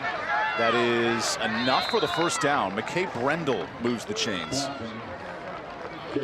Whose father, Rich, is a part of the coaching staff. He's the running backs coach, and he's making Dad happy with that little track to the first down. Sure is. Had the touchdown in the first half. Comes back, nice hard run down the field. You know, the beauty of high school football, at least one of the things, is the fact that you can see so many different things. And offense is to harken back to yesteryear. It's not always about the spread. And this is an offense, spread them out a little bit, but they do like to run the football with physicality. Albert back in at quarterback, and we have some movement. Looks like Peterkin jumped early. Although they may be too excited sometimes. The man who said, I want to play on every snap, special teams with the touchdown, defense and offense. Well, he hasn't been able to do that because there's been at least 2 plays where he had to come off the field because of his helmet popping off. Outside of those 2 plays. Right, he has been everywhere. He has been a guy that, again, you need to make sure you know where he's at on every play at the top of your screen this time. 1st and 15 after the penalty. Snook's older brother was an all-conference standout, Jamarius Peterkin, last year as a wide receiver. Electing to run it, the quarterback. And Albright will basically get the penalty yardage back before the whistle stopped the play. We saw in the first quarter Tabor earn a 9-minute drive. That might be the formula here in the 4th. Well, if they're going to try to salt this football game away, it's going to have to be an offense that in the first half was very methodical with the way it went about things. Just run the football, run the football. Nothing pretty, nothing crazy. You knew what they were going to do, and they still executed and went about their business. It's got to be more of the same here in quarter number 4. A Tabor club that has never started 0-3 in the CPC. This is a pride game tonight. East Forsyth, meanwhile, they've run the table the last year and only lost 1 game the year before, so this is rare territory. I mean, for them, it is a challenge right now at home. Thought it was going to be a much different ball game than what it is. Play clock down to 3. Thompson gets a hole. That's a nice run near midfield. Matthew Gibson with more. This week, he said that every game you have to prepare for teams differently. So the competition level in this conference, as a player who used to play in this conference in high school, the competition level is how you have to bring your A game every week, because you never know who might be trying to take your place. Well, Matt, no one was taking your place at West Forsyth. I know that for sure. Good Lord, no. Went on to play at Wingate and then the NFL in a couple of stops. There's the head coach, Tyshawn Brown, former O-lineman and college wrestler, we learned this week at Cumberland University. We love all the O-linemen tonight, don't we? Back on the ground, Thompson behind that big O-line. Whoa, moving the chains, Thompson, and he lost the football! Fumble, Nathan Stewart. He took it away like a kid in a candy store. Oh my God! What? Are you kidding me? How did that happen? He just took the ball from the back. Zion Thompson has had a whale of a night tonight. He has been running with so much aggression. The junior has put everything behind his pads, and it seemed like that time he was doing the same exact thing, but this defense stood him up long enough so that Nathan Stewart could just rip the football out of his hands and just runs out of the pile with it. And what a massive play in this football game. And since he was moving forward, they didn't stop the line of scrimmage. They kept going, which allowed the defense to strip it. Incredible. Bryce Baker now on the ground. Running back goes nowhere. How important is this drive for East Forsyth down 6? Monumental. Right now, you give the ball back to this Mt. Tabor offense. Outside that last miscue, they have had their way. Even on that last drive, they were moving the football down the field on the last play. So you've got to be able to drive the football here and get points on the board. We have an injured player. We'll take the timeout. Mt. Tabor up a touchdown with its defense being tested here at East Forsyth. We have an injury timeout.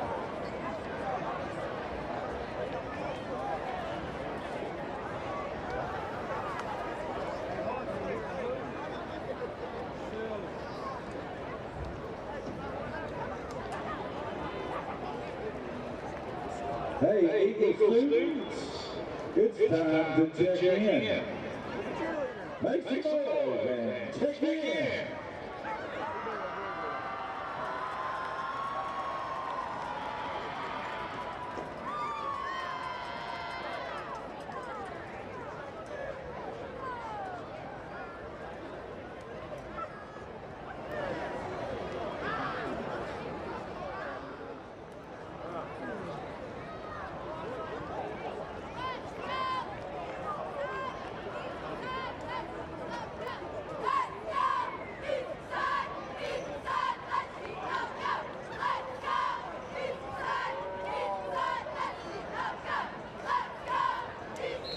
This is an East Forsyth team in the last 5 years, 62-9.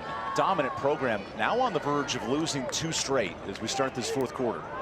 An important drive for Bryce Baker and crew. So what do you do? This defense has had them bottled up all night long. No matter what it seemed that this offense wanted to do, for the most part, they have not been able to get anything going. Baker on second down. Takes a deep shot. And a drop. A little low for Alston. He couldn't squeeze it, but we have a flag down back behind the line. Certainly within the area of a hold. Do you accept this if you're Mount Tabor? Or set up 3rd and 10? To me, it feels like you've got to accept it. And they will, so it's 2nd and 20. So otherwise, you're giving this offense still only 10 yards to go to pick up that first down. That was on the first-year starter, Brody Harrington, the 6'5" right tackle, whose left tackle counterpart is Austin Federspiel, one of the pitchers on the baseball team. He's that left tackle number 75. First year playing varsity football. And an ace on the pitching staff. Got some size out of tackles, don't they? 6'3", 6'4". His dad is a coach on the football team and on the baseball team. He played college football as well. As East just suffered its 7th penalty. Baker on 2nd and long. Throws it over the O-lineman Federspiel and finds Richburg, who has 5 catches tonight. A lot of short passes for East in this game. Well, and you see what the difference was in accepting that penalty. Now instead you have a 3rd and about, what, 13, 14 to go? So instead of 3rd and 10, you're giving those 3 extra yards, which could make a difference on this play. It's 3 extra yards this offense has to go to pick up a fresh set of downs. 8.5 minutes to go in the CPC league matchup of 4A football. Mount Tabor 0-2 up a touchdown as Baker rolls out. Looks the other way. Here's some pressure. And Baker throws it away. Great pursuit by this Mount Tabor defense, and we have a flag. I think it's got to be a hold. The pass intended for Murray is incomplete. It's a holding, which should be declined, and it will. How about the pressure there by Little John Fowler, the 5'9" safety coming in? Well, I guess Baker just didn't really like the way that play looked because it was set up to be a screen. I mean, everything was there. There was just no pressure. And that's a credit to Mount Tabor dropping back on defense, not going upfield, defending the screen pass like you need to. That was almost a textbook by the Spartans defense. Which leads to the 7th punt for Rich Wisnet tonight. And this is not a punt, pass, and kick competition. This is a football game. Uh-oh, they're down a player here.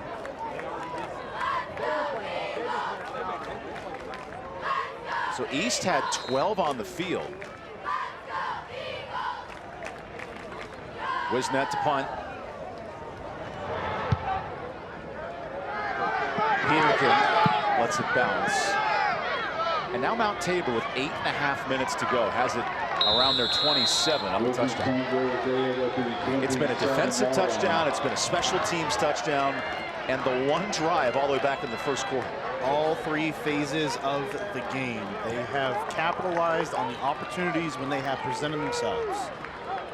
As a head coach, as a coaching staff, as a fan base, that's all you can ask of your team is when the opportunity presents itself, how do they respond? So far tonight for the Mount Tabor Spartans, it has been. And Tyshawn Brown's the play caller. He noted to us, once you get a taste of calling the plays, you love being a part of the offense. Yeah, right. Him and Mark Dunlap, the OC, trade off duties. Tonight, though, it's been a run-heavy attack. Just what they want to do. Being physical was one of the top things we heard on an entire phone call with Tyshawn this week. They put that First point. and 10. Back to the physical running game. It's a good chunk of yardage. Gets 3 on first down, feeding McKay Brendel. And 8 different defenders in on the stop, including Pouncey. And now slow to get up. We have a whistle. So Brendel in this running game, 38 rushes for just over 140 yards. That is deliberate and purposeful on the ground. Purposeful is a really good word, Evan. I mean, it has been a game that we knew running the football was going to be very important for the Mount Tabor offense to establish early on. But the way that they've done it, how they've done it, just methodical, getting down the field, doing it not in big chunks, but just lining up, getting off the football, and pushing that defensive front of East Forsyth back, allowing these backs room to run has been impressive to watch. There's Tyshawn Brown, who said this week, I always circle a matchup with my mentor, Todd Willard. Willard taught him when he first became a head coach how to learn the intricacies of building a staff and developing a program. And Here's Tyshawn now checking on his running back, but so much respect between these two head coaches. Well, it's certainly two head coaches who I've seen so much within this conference. They have a great relationship with each other here over the last couple of years, and I think you could talk about a lot of the coaches within this conference. Of course, Adrian Snow would have been one of them, but he obviously retired after this past season. And these are guys that have been in the area. They've seen the landscape and know how to get their teams motivated to win.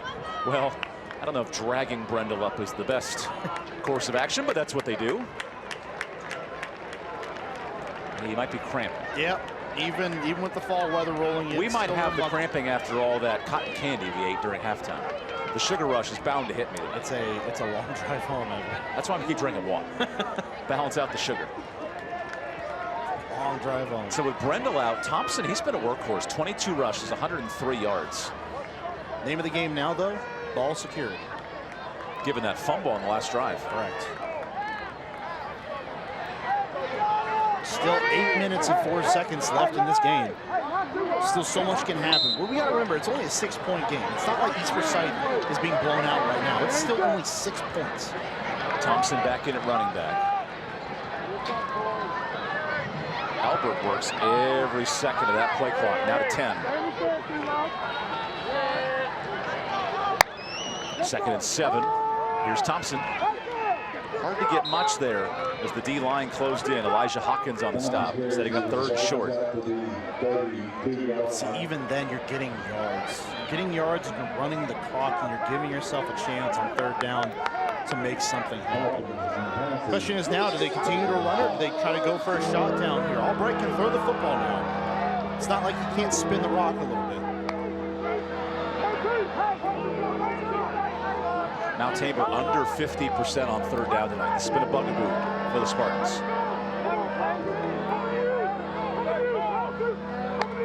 3rd and short. Thompson cuts off one. He is stonewalled there and short of the sticks. Have a 4th and 3 coming up with the special teams unit entering. Good, solid play defensively by East Forsyth. Just getting up and clogging up that point of attack. Not allowing them maybe get pushed off the ball a little bit, but recovering enough that Thompson really had nowhere to go running the football. Mount Tabor's playing the clock game here. They are working every second of the clock. Yes. Nearing 6 minutes.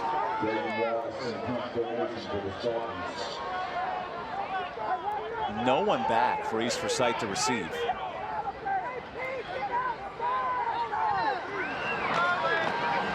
Wallace, this ball could bounce for days, and it will.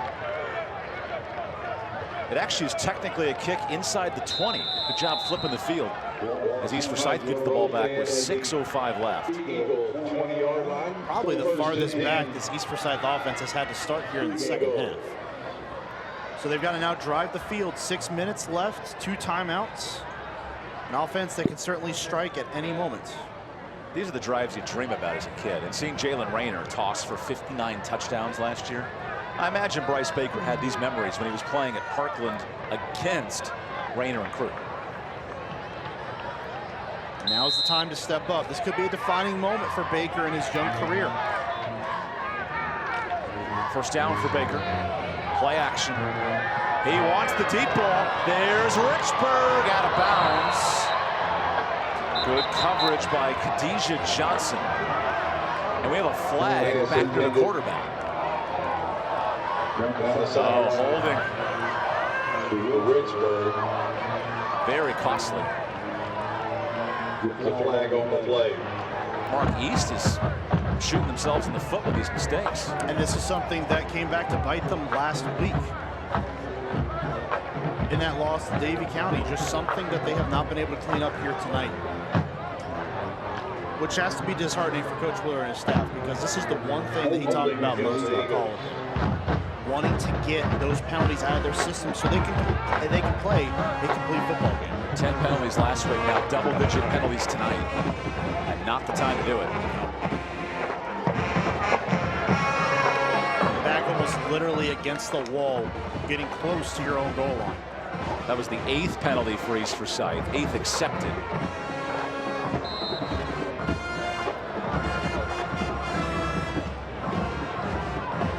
Baker on 1st and 20. Play action. Steps up. Little pump fake. Baker scrambles. He's got to run for it now. Oh, and he fumbles it forward. That ball goes out of bounds. And I want to check the rule here, because if he fumbles the football forward, it should go back to where he fumbled it from. I believe so. I don't know that that's only on 3rd or 4th down in high school football in the state. But good job extending the play. Just got to be able to because he fumbles it there at the 13. The ball needs to be back at the 13-yard line, not at the 17-yard line. Interesting. Could be a break for East Forsyth. 2nd and long. Only a 3-man pressure. Baker takes a shot. Almost picked. Peterkin nearly snuck it with one hand. He stuck that out there, and it looked like he had a real shot to make a play on that football, didn't it? I mean, he was close to pulling that one down. That would have been a highlight reel play. That Peterkin kid is special. He almost palmed it. Whew. And just an underthrown football. Alston was getting that separation down the field. Baker just couldn't get it to him. Snook Peterson reminds his head coach, Tyshawn Brown, of an NFL player who played at Mount Tabor in Divine Diablo of the Oakland Raiders, now the Vegas Raiders. Guy 3rd and 13. Former safety at the college level at Virginia Tech, moved to linebacker. So another versatile player. And another flag on East Forsyth. 9 penalties for the Eagles.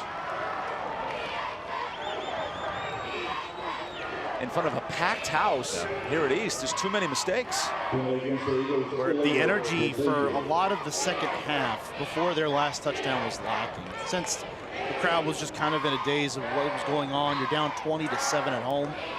The touchdown gets them back into the game, and now you have a chance to get potentially a lead here.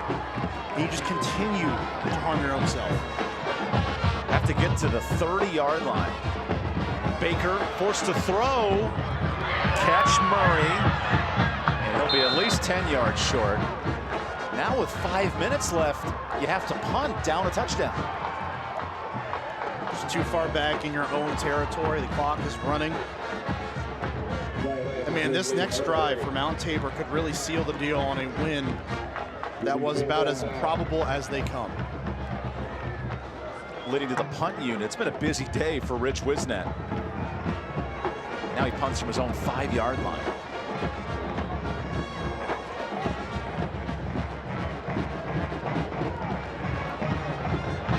Wisnett takes his time.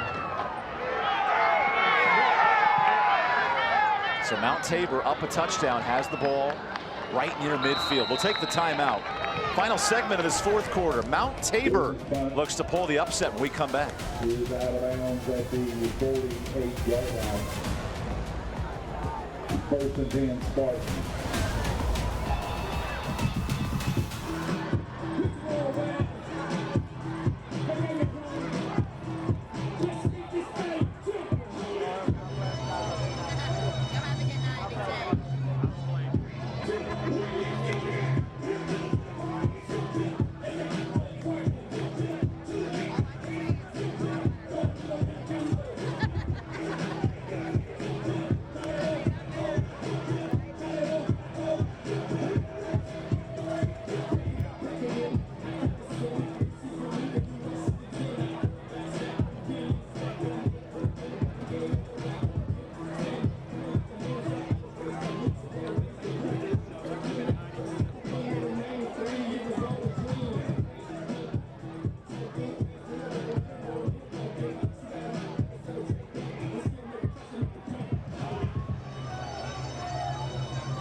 Mount Tabor looking to turn back the clock and pull an upset win here at East Forsyth.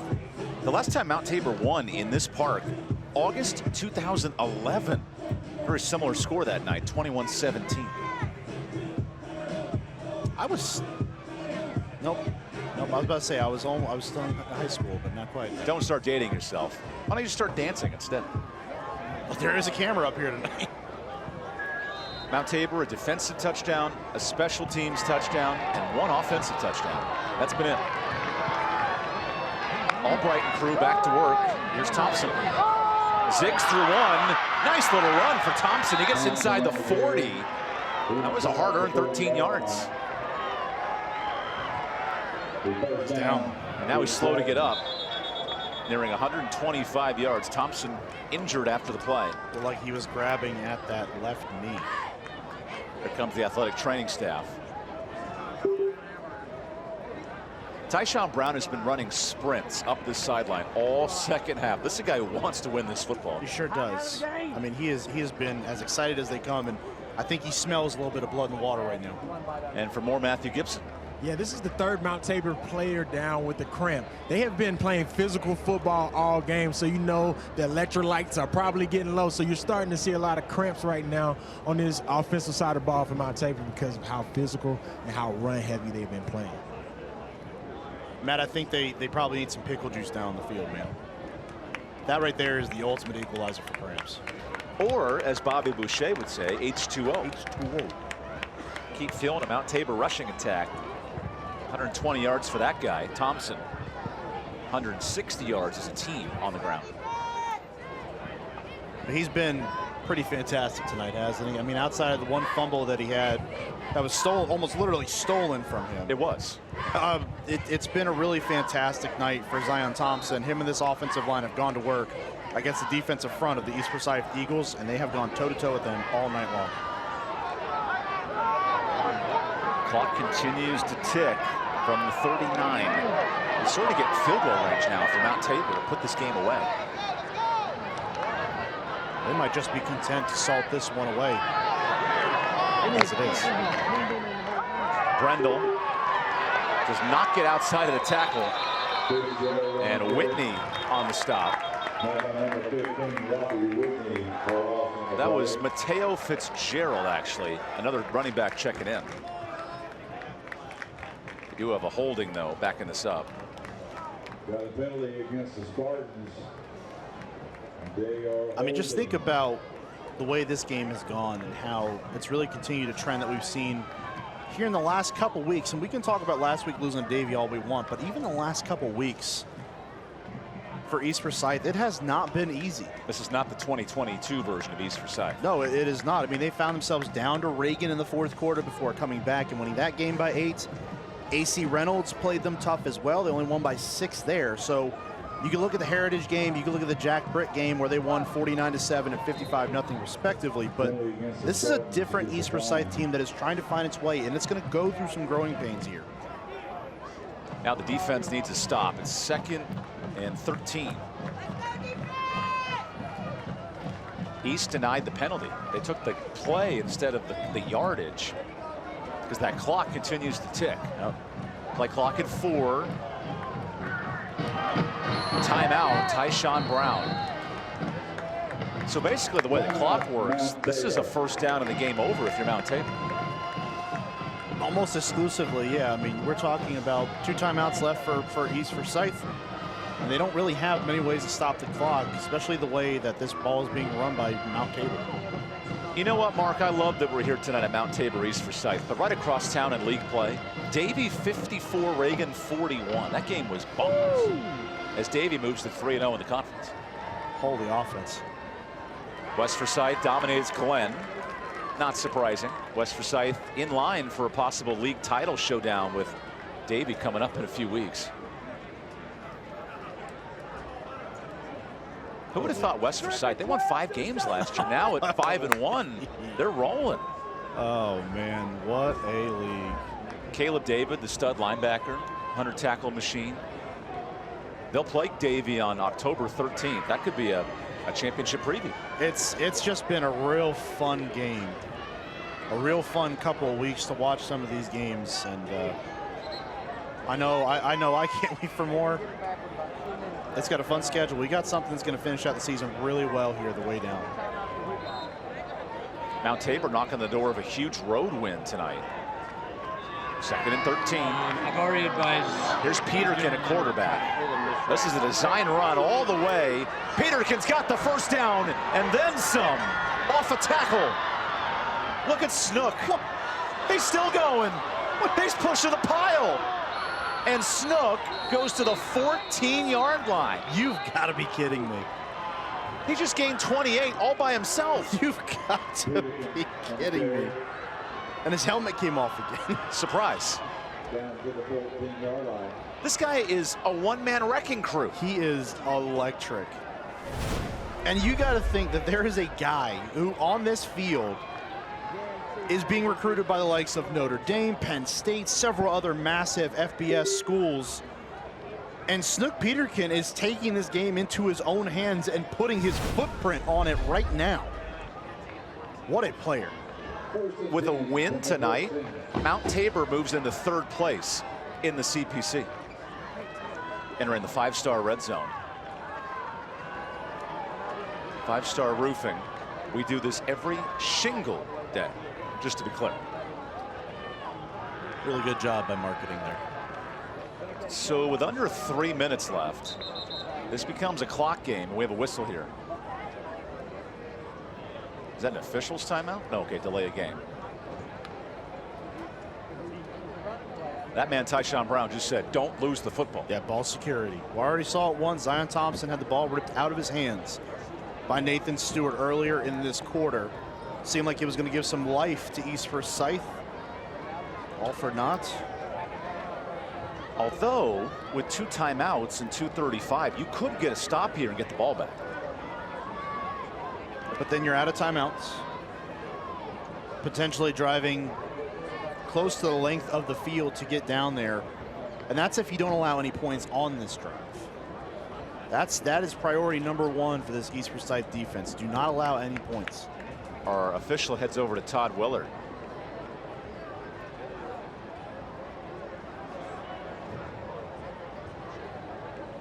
I don't know if this is a clock question.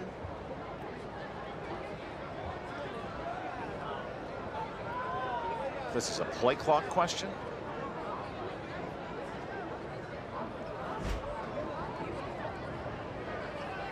It's a long delay. Are you seeing something I'm missing here, Mark?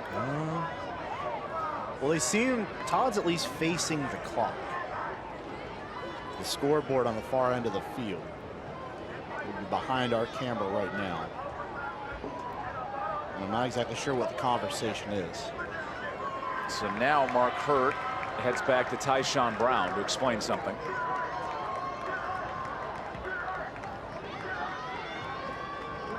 As a reminder, next week at 7:30, this will be a good matchup. Davie County War Eagles take on the host Mount Tabor Spartans on My 48.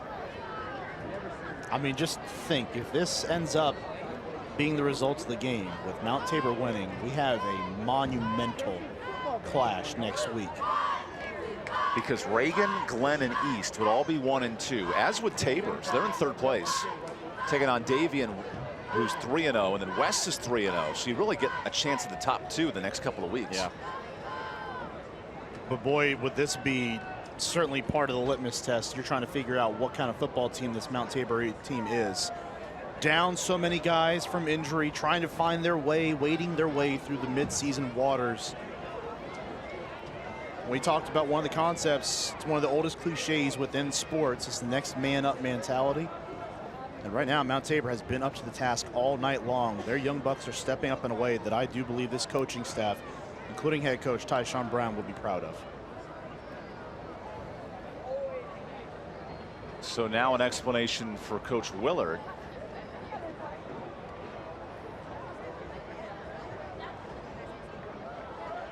This is bizarre. I haven't seen a I don't know if stoppage like this in a clock question, a play clock question. Todd does not seem very pleased. No, he's in disbelief of something. So now we head back over to Coach Tyshawn Brown.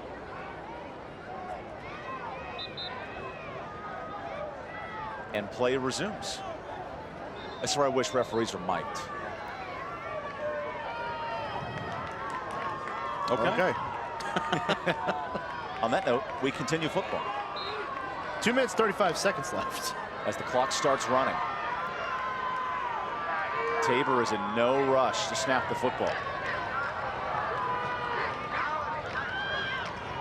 By the time this plays over, there will be roughly about 10 seconds left Or 2 minutes left, excuse me. So Albright goes to work. And a timeout for Tyshawn Brown.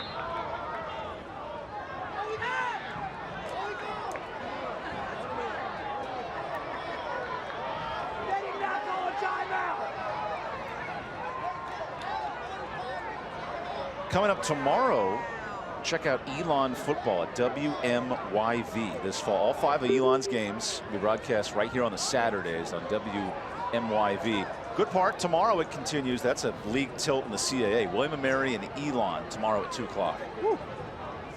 Both programs that have defeated in-state rival Campbell University and now are both playing for first place in the CAA. Don't say that so personally. I just know all the programs in the state. I appreciate good football. And Elon's played good football. They certainly have. William & Mary, though, might be a different beast. That's a national power. Sure is. Number 4? Listen to the dulcet tones of Taylor Durham. One of the real good guys in the States. The mood of this place has just turned into a rock fest. Heavy metal 101. It was a little eerie to have that entire ordeal that we just went through, and there was no music being played like at all.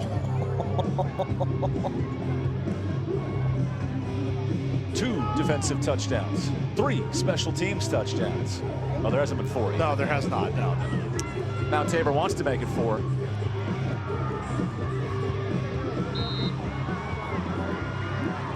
Mount Tabor hopes the bodies hit the end zone here on this drive. 1st and 10. Low snap. Oh, there you go. A flag is in right back at the line of scrimmage. Big hole for Amari Hunter. And this is coming back. Johnson on the carry. Flag on the play. That's a costly penalty. It would stop the clock. It would certainly explain why there was such a big hold on the left side of the offensive line, wouldn't it? Wow, what a penalty there. So we have Hunter down.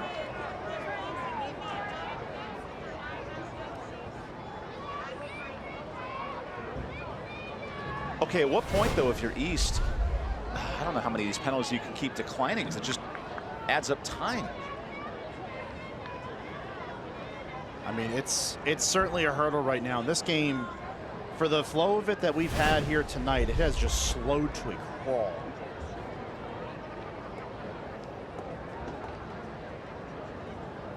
I mean, it has rapidly slowed down the speed of this game right now. Tyshawn Brown wanted to control the clock in this game. He's done that. Sure has.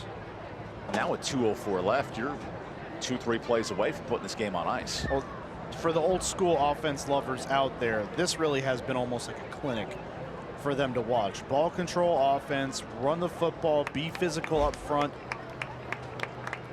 and rely on your best players to make big plays, and they have done that to perfection. There's Sakai Mitchell, who applied the big hit a moment ago. He gets back to his feet. Something's got to give in this matchup. Tabor has not beaten East since they were part of 3A football. And Matt mentioned in the open, I like that part. East has won a state title in 19. Tabor in the 21 COVID spring season. Sure. Both these programs know how to win at the highest level. They sure do. Both programs and both head coaches know how to do it. They've seen what winning looks like. They know what it tastes like. And they both have that formula. You're going to say tastes like on a night we've had nothing but Carolina Classic Fair food? Yes. That tasted great. The taste of victory. I've tasted greatness tonight. Make sure to join us all week at the Carolina Classic Fair in Winston-Salem. So following the penalty, it's 1st and 20, and then the clock starts going. So if you're going to deny that, anyway, I'm not a clock management guru. Uh-oh, Peterkin fumbles the football. And he gets a couple yards back. Timeout, East Forsyth. With 1 timeout remaining and 1:39, you essentially guarantee maybe 45, 40 seconds if you get the stop? If you get the stop. If you get the stop and then you don't have the field goal attempt, you would assume go through the uprights at that point and make it a 9-point game. And the 2-score game effectively puts this game on ice. But right now it's down-to-down basis. The second down upcoming. You got to play the next down available defensively. You got to expect East Forsyth is going to come up and crowd the line of scrimmage. Mount Tabor might be just content enough to run the football here, run them out of timeouts, and run the clock down as much as they possibly can. Mount Tabor will host Davie County next week. East Forsyth, they'll head to Parkland. A Parkland team that's still searching for that first win. And now East will drop to 1-2 if they can't pull this out. Parkland, a team that has looking still for that first conference win, but they did start the year, I believe, 3-0. So they do have some merit to what they've done this year, but you would go and expect the East to rebound. That being said, when was the last time we talked about East Forsyth coming off of a 2-game losing streak? Not just in the conference, but just overall. I mean, it's certainly unknown territory here in the recent years of the Todd Willard-led Eagles of East Forsyth.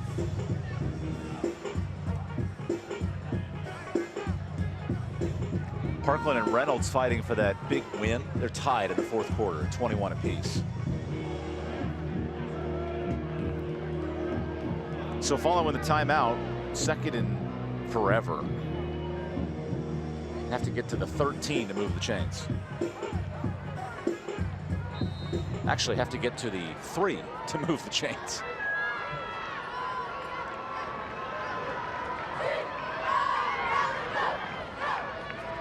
On 2nd and 22, Peterkin in a quarterback. This is a direct run. He better not get out of bounds. Smart stays inbounds. Todd Willard would not use the timeout here. Wow. So you wonder now, third down. Okay, now the timeout is used. And that cost East probably a good 5 or 6 seconds.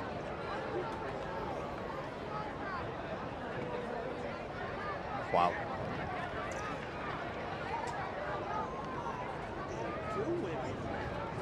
Well, there you go. Parkland just beat Reynolds. They went for 2 and won it.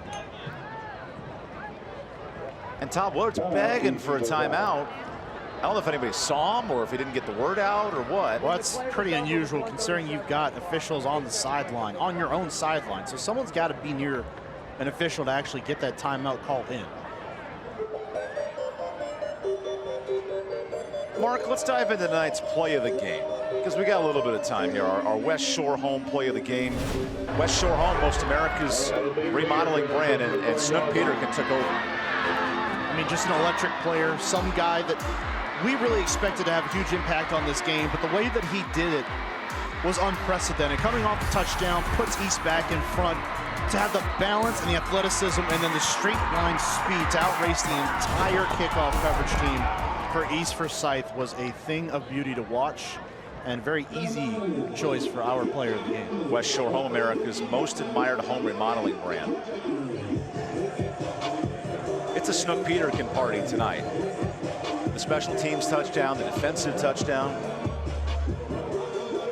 Who's your vote for player of the game, if we had to pick? Oh, it feels like it's either got to be Snook Peterkin or Zion Thompson. And I know he had the fumble here in the fourth quarter, but the way he's just gone about this game, very workmanlike, and able to really carry a load that his team really needed him to carry tonight, running the football. It's been impressive to watch. I think you don't really have a wrong answer whether you go Thompson or if you go Snook Peterkin.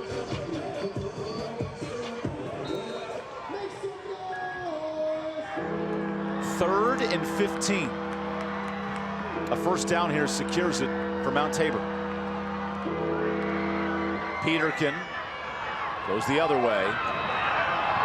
Breaks the tackle. Uh-oh, Peterkin moving. And he is... The clock should stop here, right? And it is stopped. Wow, what a smart play defensively. Just forced him out. Wow, the clock stops.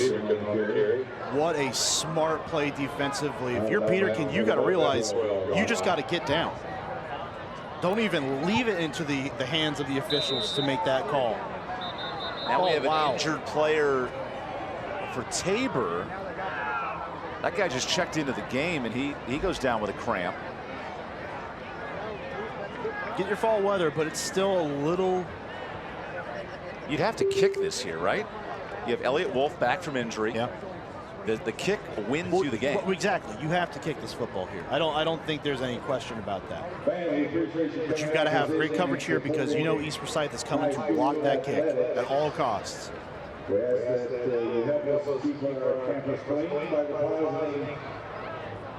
One of the options is Jaden Wallace, who's done a couple extra points tonight.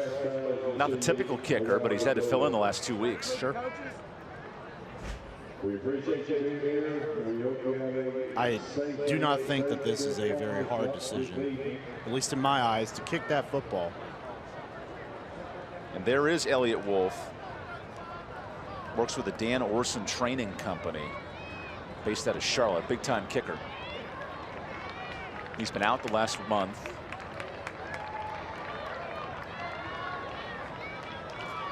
What a huge moment this would be for him. To effectively be the guy who salts away a program win. One that this program has sought after for 12 long years. And lost twice last year, once out of the playoffs and then once in the regular season. Well, and not even just lost. I mean, got really decimated, especially in the playoffs. 42-0. It was a non-contest. So now to come into your opposing territory against a team that did that to you last year and have a chance to salt this one away has to feel pretty good, but you've got to convert this kick first. Elliott Wolf back from injury. His holder is Jaden Wallace. This is a 29-yard field goal to put the game out of reach. Wolf hits it short. This is tipped and this game's not over.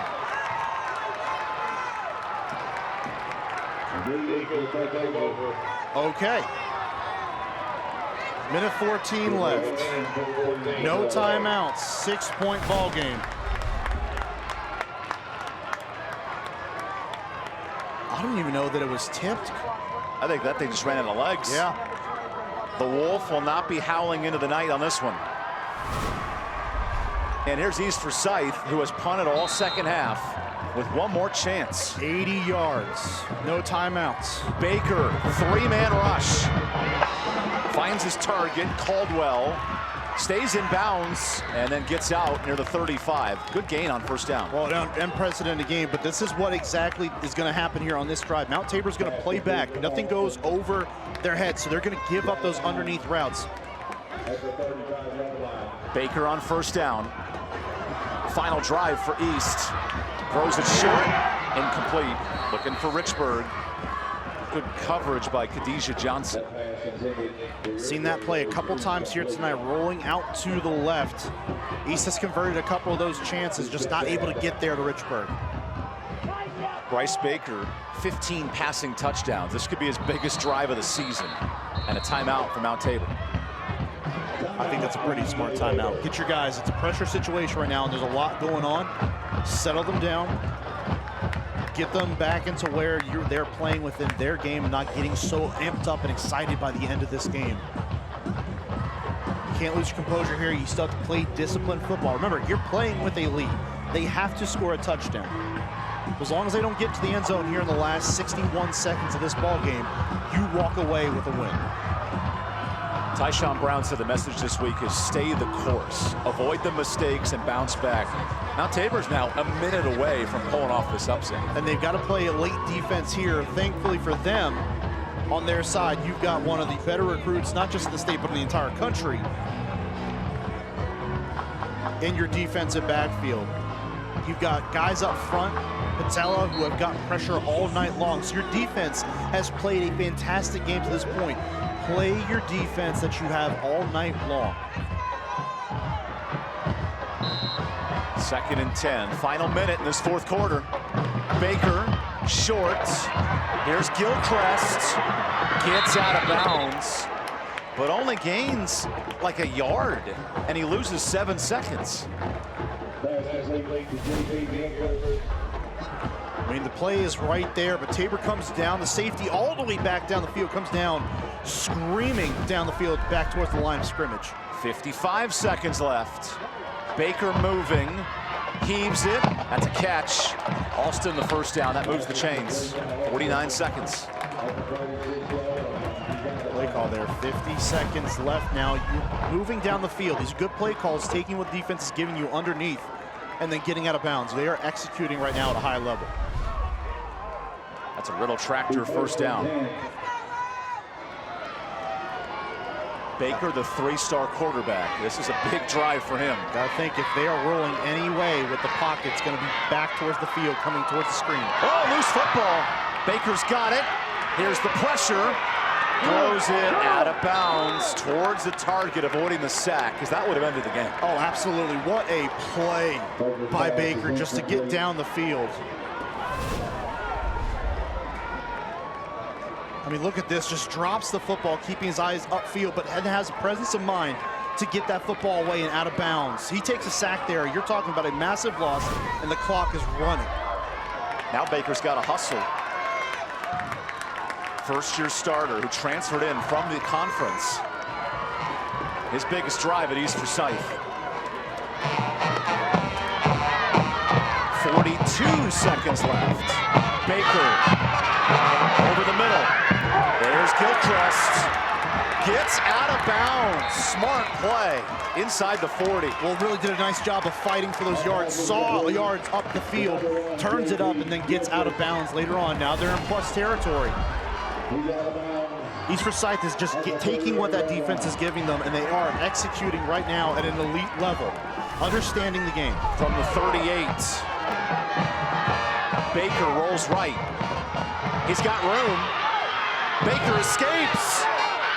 And he gets out of bounds, short of the sticks, but the clock stops. 27 seconds left. Man, oh man. And now they're finally within range. You can heave it to the end zone from here. Yeah, absolutely, and it's not just a prayer at that point. Keeping it away from number 4 down the field. Jadon Blair cannot get his hand on that football. Baker moving left, finds Gilchrist, but inbounds. It is a first down, so the clock stops for a moment. What a moment here for East Forsyth. 17 seconds left. They gotta clock it. Baker, clock moving, rolls right. Baker throws it deep. Touchdown!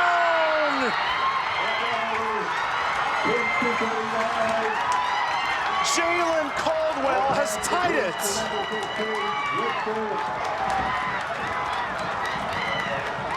What a throw, what a drive. Bryce Baker, are you kidding me, sir? The greatest 30-yard throw of his life. Now the big moment, extra points to put East Forsyth ahead. This is up to Ridge Wisnet for the lead.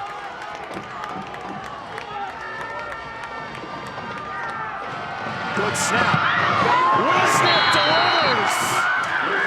An 80-yard drive in the final minute. Evan, are you kidding me? What a drive by this offense. They roll down the field, executing every step of the way like you need to, taking those throws underneath, taking what the defense is giving them, and then when you have that one shot after extending the play, you make the throw of your life into the end zone. Look at that throw. Great presence of mind to keep his eyes down the field and finds his receiver, Jalen Caldwell, in the back of the end zone. That's Caldwell's first touchdown. And great job by Caldwell, knowing where he's at on the field. Doesn't go out of bounds, just sneaks right into the bag and tiptoes along the back. Biggest catch of that kid's life. East Forsyth was out of this game. Peterkin went out of bounds and kept the clock alive for East Forsyth. This entire game, 80 yards seemed impossible for this offense. I mean, impossible. 5 seconds left. There's still a chance here. Here's the kick from Creasmore. This is returnable. Oh, the clock's live and it stops. One final play for Mount Tabor. Something tells me the ball's in Peterkin's hands. Absolutely incredible.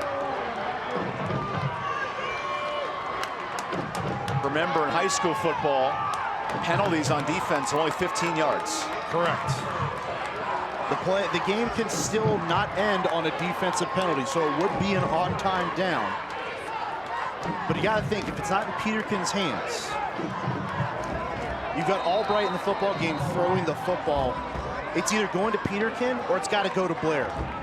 At 6'5", he is towering over people. You just got to get it far enough where they can make a play. How strong is the arm of Lane Albright? Plenty of men back for East Forsyth. Final play of the game. Albright heaves it deep. That is knocked down. East Forsyth comes back to win it on home turf. Absolutely unbelievable.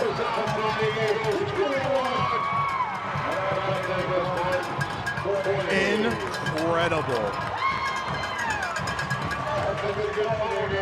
Caldwell comes out of nowhere to catch that football. And then Baker, who couldn't complete a pass all day, marches down the field to win it. And if you're 80 yards was impossible. And if you're coach for Mount Tabor, how do you absorb that loss if you're Tyshawn Brown? I mean, it's just another loss this year where they have come so close. And the third one really in a row where they've had signs of life and in a position to win a football game and just cannot seal the deal. We'll take the timeout. What a fun trophy presentation we have coming up in a couple of minutes.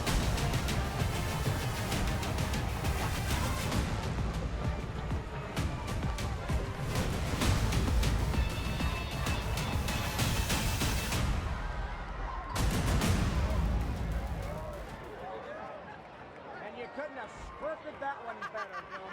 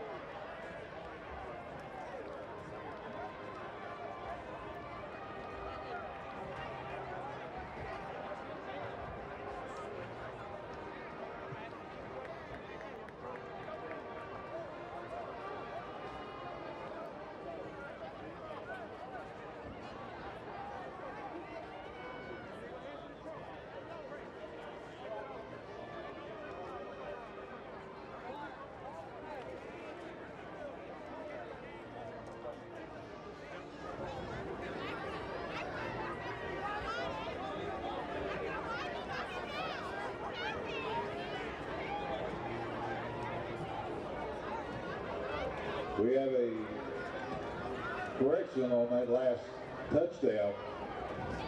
Touchdown was scored by number 10, Jalen Caldwell.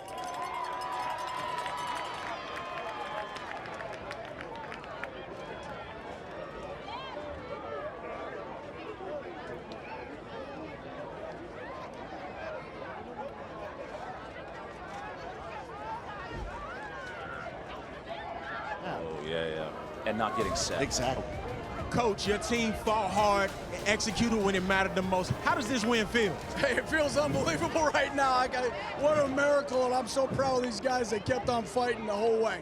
Yes, sir. So with the second half coming up of the season, how do you build on the momentum of this win going into the second half of the season? I think we learned a lot tonight of what we got to do, get a little bit better on special teams. But if we believe and have passion, we can do anything. Yes, sir. Congratulations on your win, Coach. Fellas, celebrate. Let's go.